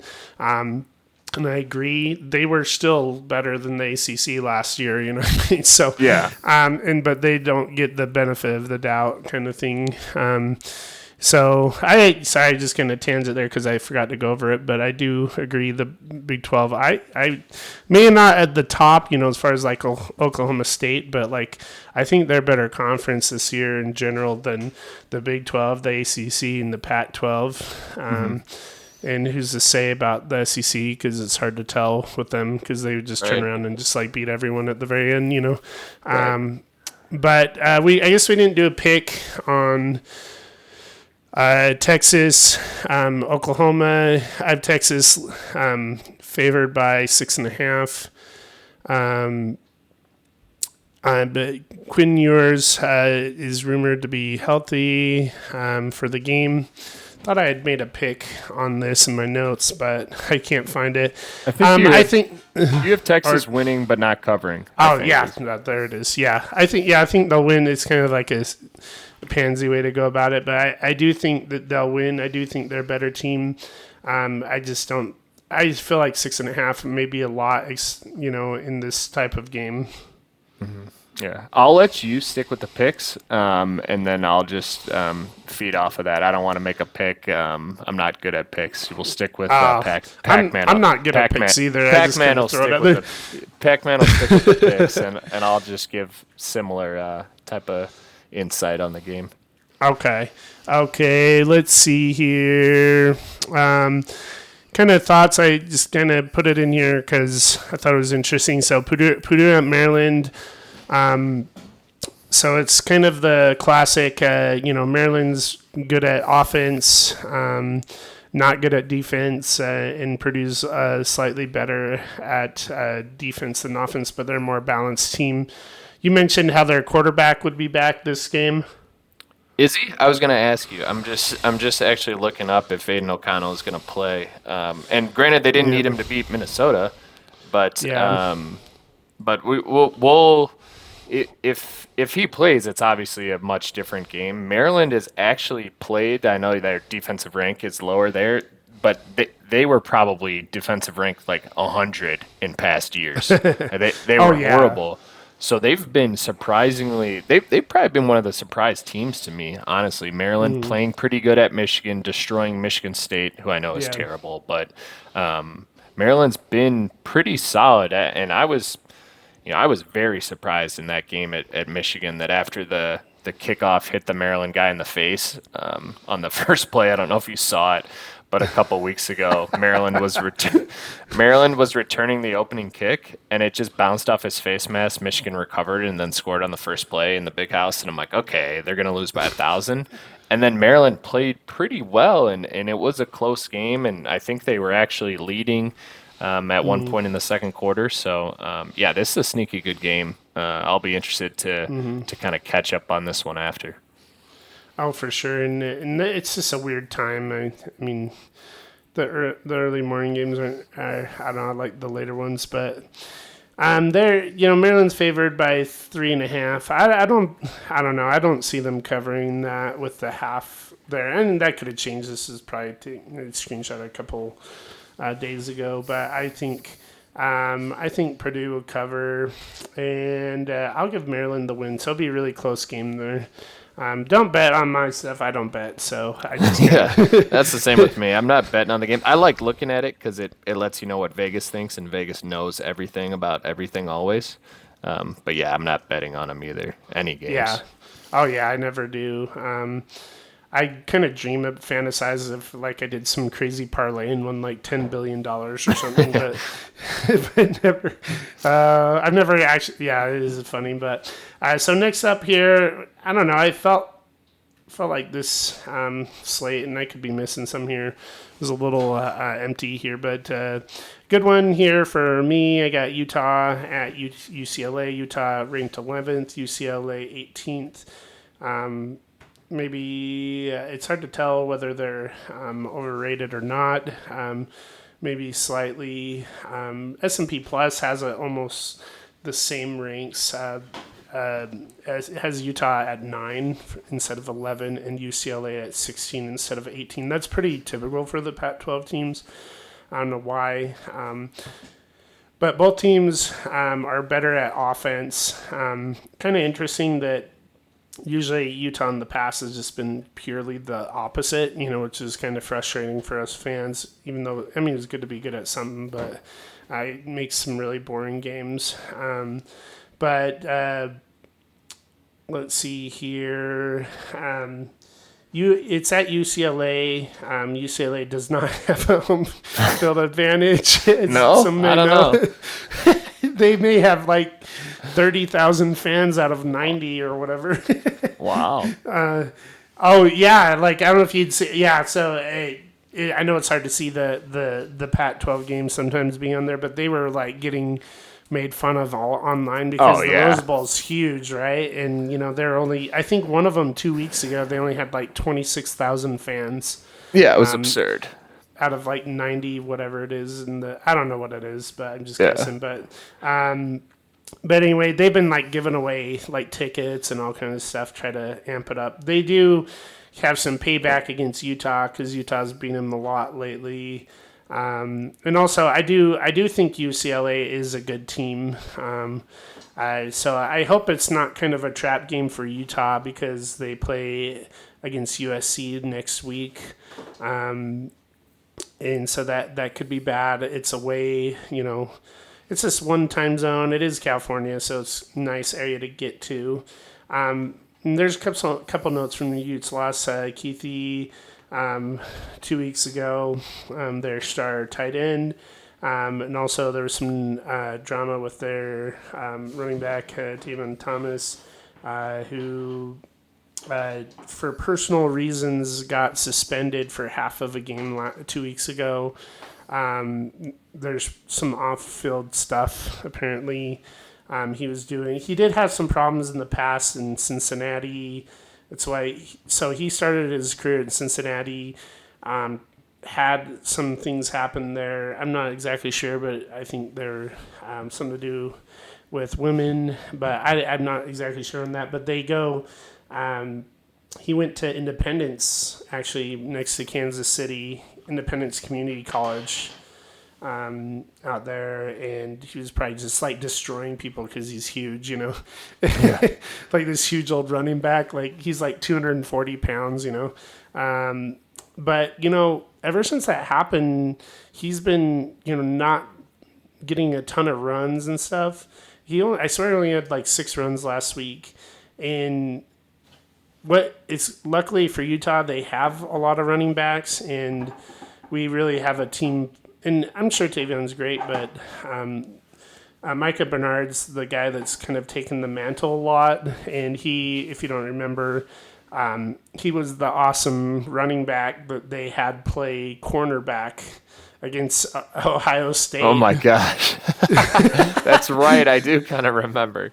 And that poor guy, what a team player, I mean, he played corner in high school, I believe, and they're like, hey, they had a lot of injury problems towards, the second half of the year in the secondary, and they literally didn't have a quarter, and they're like, here, you go play corner or something you haven't done for like 3 or 4 years, and against Ohio State, by the way, that has like 1 billion 5-star receivers, you know what I mean, and just got lit up, and what was it? I can't even say his name. Jackson Smith and Jigba had like set records against him. It's like it takes a lot of humility, but he's like one of the guys that would just do anything the coach says, you know what I mean, and he's really picked up the ball and, waited around. He'll go out and catch balls. He'll run it. So in this kind of lull from the other running back, he's really kind of picked it up. So it's kind of a fun one there. I don't know if you had any thoughts on any of that stuff or. Yeah, I mean, I think just like you that if my mind just from watching these teams, I did watch a good amount of UCLA Washington, which was a fun game on Friday, last Friday, and UCLA looked pretty good until the end when they just forgot to play, and Washington almost came back. But I would still think that like I would say something like 30-20 feels right for Utah. But like we said, it's a 3-point spread right now. So Vegas always knows. So who actually knows what's going to happen there? But it feels like the physical nature of Utah is something that UCLA hasn't seen yet. So that would scare me a bit if I was betting on UCLA's offense to look anything similar to what they have. But we'll see. Maybe it'll be a good game. It feels like that Utah has some a little bit over that spread, but we'll see what happens. Yeah. I initially was thinking maybe Utah would win but not cover. I do think Utah's going to win. I'll put that there. I think they'll cover, but I don't think it's going to be very much. I think it's going to be at the 3, which maybe that would be a push, but I think it'll be really close. Is what I'm saying there. So next one here, Washington State at USC. The same Washington State that would have been ranked if they're in the SEC. They're 4-1, and they lost to kind of a wild game against Oregon. And a game they should have won, honestly. Yeah. And it should have been ranked. Oh gosh, I shouldn't say that stuff so much, but anyway, they should have won that one. But they're a good team. But it is at USC. USC is a lot harder to play at nowadays. Now that they have a pulse, their fans do fill up that stadium, but I don't think it's super loud. But still, it is intimidating, and it is a long trek for Washington State. That's they're way up in Pullman, up in Washington. It's nearly right next to Idaho, up there. But USC is. I thought it changed to to favored by 14 points. USC obviously offensively ranked at 11, so pretty high. Their defense is at 58, but a total of 27. USC's they're ranked on number 6, and so they're very. I must have missed that in there. They're very highly overrated when you compare the two. There, that one I don't know. I must have missed that one, but that one's significant, like 21 spots higher. But I think part of that, like I said, is preseason, and with USC not being good last year, I think does kind of factor into it. Washington State. Let's see. So it is a home game. Surprisingly their strength is their defense. Even though usually Washington State's known more for offense with the Leach and everything like that. So the problem though with USC is that their offense is so good that I think they may be able to just slow them down a little bit. I don't think they're going to be able to fully stop them, and I just don't think they'll be able to score with USC. So I think USC will win, but I don't think they're going to cover. It's a big spread. That's what I think on that. I don't know. Yeah, USC, so I keep waiting for them to have this like big breakout game that shows that they're a contender, because they got Caleb Williams and they've got Jordan Addison, and it feels like, hey, when's USC going to do this? And then they played close against Arizona State last week. So it's like that. I know, right? They're just kind of messing around a little bit, and I don't know if that's just because, they're playing Arizona State and, couldn't get up for it or whatever. But I think, I've thought this the last few weeks and it hasn't happened, but I think this is the week that they come out and really put it to someone. The issue that I see with Washington State is Ward is really good, their quarterback. The transfer they got, Cameron Ward, I think his name is, from Incarnate Word. He's good, but he has to do so much all the time, and they don't seem to run the ball that well. And he's kind of has to do everything, and it's a lot to shoulder for him. And it kind of came back to bite him there against Oregon at the end, in that crazy ending where Oregon scored like 4 touchdowns, it seemed like, in 2 minutes when Washington State was winning. But yeah, no, he's a good player. I just, if USC is trying to assert their dominance, this is a lot of points, but let's see it this week and really put something up on them, and let's see the fireworks and everything if you're ready to be, a playoff type of team. And I don't know if you saw the. I totally forgot about this when ASU played Utah or USC. They had. I think part of the problem is ASU has like nothing to lose, and most of the guys that didn't. Most of the guys that were like kind of fair weathered already transferred out, so it's not like they've just lost a ton of transfers, because like these guys are. I think they did lose a couple safeties or whatever, but as far as the rest of the guys, they're like, we're just going to play. But ASU, did you see that picture of the ASU player spraying Caleb Williams in the face? No, I didn't. Oh, yeah, no, I saw that, yeah. That was amazing. I didn't see it live, and honestly, it could be, it was just went around on Twitter, and it just made me laugh, because they're like USC out of any team. I mean, they call them, there's a lot of funny names for a lot of the Pac-12 teams, like the people outside wouldn't know, because most people don't care about the Pac-12, but they call them the University of Spoiled Children. I don't know if people know, it's a private school. It's like, it's insanely expensive to go to USC. It's got to be like $100,000 a year, something absurd.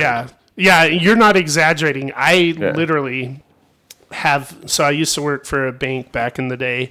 Their daughter was going to USC, and they don't just pay their tuition like you would normally. They have to wire the money, and he was wiring $50,000 to cover that semester. for his daughter, and I'm like, holy crap, dude! Like literally Yeah. have to wire money to pay for it. And the funny part about it is that USC is in like the bad part of LA too. It's like UCLA's in the nice area, USC's in the very dangerous area. Like Yeah. I spent my friend, because one of my best friends is from California, and he had a friend that was going there, and she let us sleep over at their sorority house. And I can't remember, they call it like sorority row or whatever, but it's like, I mean, there's like guys pushing grocery carts around there, you know what I mean? Right. And super crazy area and stuff, and then you got like the girl that we went to visit was driving like a Mustang. Mercedes. Yeah. She's driving like a Mustang, not just a Mustang, but like a Cobra. You know what I mean? It was like a $300,000 car or something crazy. It was like one of the really, really not. It was super high version of it, but it was kind of interesting. But just a little back there. But I know. So moving on there, we got Tennessee at LSU. I did look it up there. Funny thing is they haven't played each other since 2017 and haven't played in Baton Rouge against each other since 2010. Just one of the stupid things with the SEC with their only playing 8 teams. I mean, they just don't get around that often there. Tennessee is favored by 3.5 points on that. And I honestly, one of the most interesting games for me looking forward, outside of my own teams, because I just don't know what,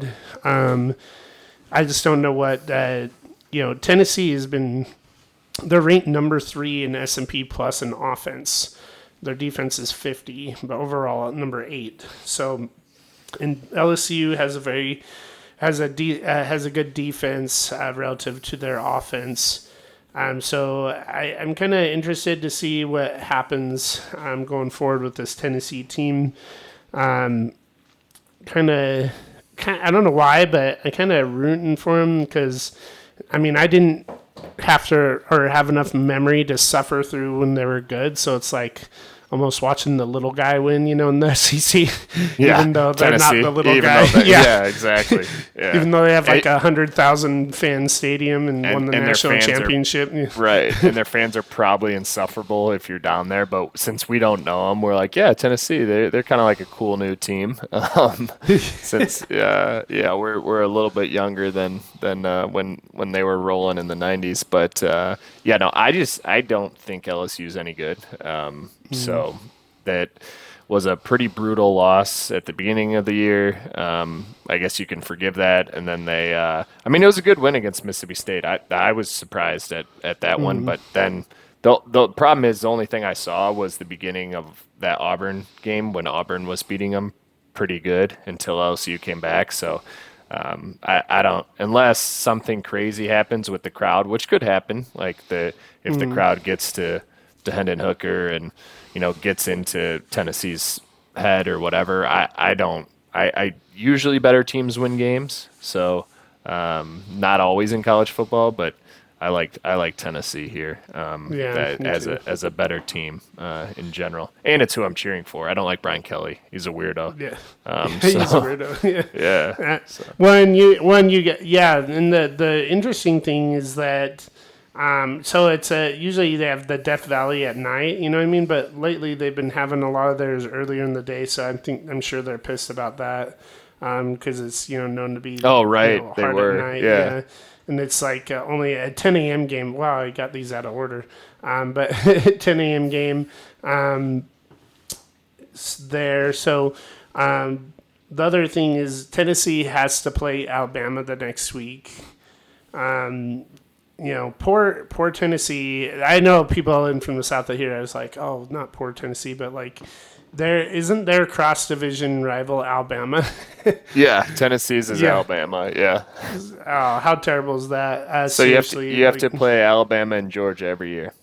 Yeah, shoot me in the face. Yeah, you might as well like give up at football, you know what I mean? Right. And then you play Florida too because they're Right. your rival. But I mean, this is. I mean, they really could get if they get caught with their pants around their ankles. You know what I mean? Thinking about Alabama, you know what I mean? They could be bad, but I do think, and I don't think I wrote it down, but I do think Tennessee will win this and cover. And I don't really have that much of an opinion with Brian Kelly, but I know you do because when he was at Notre Dame, right? So Yeah, to deal with him. Yeah, there's so many Notre Dame fans around the Chicago area where I grew up, and they're just it's one of those things when they're around everywhere. It probably is similar to you with BYU. yeah. Which if we want to go to that one next, I think we can probably skip some of these. I've got to. Yeah, let's do that. Yeah, sorry, it's real late for you. No, that's okay. Well, let's skip Tech and Oklahoma State. That one is interesting, but we'll talk about it on the recap. Yeah. TCU Kansas, real quick. We think TCU is better, right? Yeah. But yeah, we think TCU is better. So let's go to they'll cover. Yeah. Let's go to BYU Notre Dame. So what? Yeah, you let me know. I know you're getting super late. Oh my gosh! Yeah. You just saw this. The time you're gonna die. You're gonna have to be like sniffing some Adderalls or something. like that. Yeah, exactly. But you can go ahead on the Kansas State. No, I was gonna let's do BYU Notre Dame first. Oh, sorry. Oh, crap. Yeah. So Okay. this one's go ahead. No, you go. I want to hear what you because you're around Notre Dame a lot and you Right. have I experience know. from that. Yeah. So I'm the opposite of you. I do not like Notre Dame. You probably have the same kind of feeling towards BYU as I do Notre Dame. They are extremely overrated almost every single year. So I was happy when they lost to Marshall, Notre Dame. They actually played okay against Ohio State, and then they could have lost Cal. They could have easily lost to Cal. Yeah. I was sad on that. A much improved Cal team in general, but this is a pretty interesting game because I don't know how good BYU is. So if I was actually betting, I might take Notre Dame. If I was because just judging off who I think's gonna win, but I'll be cheering for BYU. So if you have to cover your ears there, I'm gonna get you. I'm just kidding. Hey, there's a couple of teams I'll cheer for BYU against. Pretty much. Yeah. Alabama against Penn State, Michigan State, that kind of thing. Those are the teams I really hate. But no, Baylor. Yeah, Baylor. Yeah. But I do think I don't know. This one's tough. I usually I don't like to see it, but I think Notre Dame will win that one. I don't know if they'll cover. I think it'll be a good game, and it is in Vegas. I heard that they had given Notre Dame a bigger allotment because BYU fans were really pissed about it. So I don't know anything official on that, but we can go on there. And what do you think on the Kansas State at Iowa State game? Yeah, so if you look there, those stats you provided, Iowa State, both their defenses are ranked pretty high. K-State does have a good defense, so that'll help. But Iowa State is just so desperate for a win. They're 0-2 in the Big 12. It's a night game that gets pretty rowdy in Ames. They do have a lot of good fans. They're psychos, but they are. If you remember, you're talking about in Kansas City. Remember during the basketball Big 12 conference, there would just be only Iowa State fans. It was absolutely insane. So. They do have good fans, so I am definitely nervous. Any road game in the Big 12 is going to be tough, and at some point, if some team can slow down Martinez running, it's going to be tough for K-State because they're just not dynamic in the passing game. So I just hope that's not this week. Like I said, no feelings or picks or anything here. I don't like to do that, especially with K-State. But this over under a 46, you can tell kind of what type of game Vegas expects. A 20 to a 23-20 type of game, or 24-20 is probably what you're looking at here. So I'm hopeful that K-State can keep it rolling because they've got a bye week next week. So this would be massive to get to 3-0. K-State's a little banged up too. Every team is, but this bye week for them comes at a good time. So it's a big game. Everyone is a little bit freaking out, saying, "Oh, this is where K-State always loses when it's time to win." It's like, well, you could have said that last week too, like after they beat Oklahoma. So it's like you can say that every week, right? Like if they win this game and then lose the next one, oh, this is where they lose. It's like, well, yeah, because teams lose games. So like, what? I mean, at some point, you don't just go undefeated, unless you're Alabama or those type of teams. So. A little bit ridiculous stuff when you're listening to the local podcasts, but no, it should be a good game. So I'll have more to report on. I'll either be sad next week or in a pretty good spot. Yeah. We'll end on that one. So that's a good covering on that. I don't know as much as you do. I do think Kansas State is underrated. I think they're better than. On 20 that they're ranked at. I think that Iowa State's probably underrated also, but I do think Kansas State will win and they'll cover. So you don't have to. I'm not just saying that. I think that'll happen. I mean, it's a sketchy game though on the road though. So the night game worries me. Any night game when you got a home team that's desperate and at night. So I'm just hoping they. For one time, like somebody just play as bad as you did against Kansas if you're Iowa State, but I know that won't happen. They'll play amazing, and so K-State will have to play well. Hey, that's good going over there. So I guess that's it for this week. We'll see what we're doing going forward there, but I don't know if there's anything you wanted to say before the end here. Yeah, one last one. I might go to so I live in Bloomington now. I might go to Indiana, Michigan. Okay. So if I go to that game, either way, I'll probably be watching some of it. But if I go, I'll have some more insight on Michigan. Michigan's been a weird team. I don't think they've played that well. They had the worst non-con in the history of non-cons. Playing UConn and Hawaii and UMass or like somebody else. Colorado State, I think was the last one. So Indiana's defensive backs and secondary is just absolutely atrocious. So we talked about OU being bad. Indiana's was crazy bad when I watched him play Cincinnati a few weeks ago. So we'll see if McCarthy can ball out. He needs to this game because they've been relying on Corum at Michigan. They're a stud running back.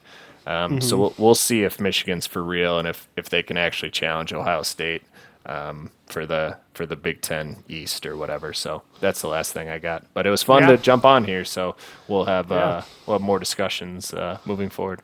Yeah, for sure. And thanks everyone for joining us today. So with the Best College Football Podcast. Again, I'm the host, Pac-Man, and my guest and good friend, Sam, is also joining me. Also, please subscribe to YouTube, follow, subscribe, whatever, on the podcast apps. Also, 5 stars means a lot. Check us out on our website.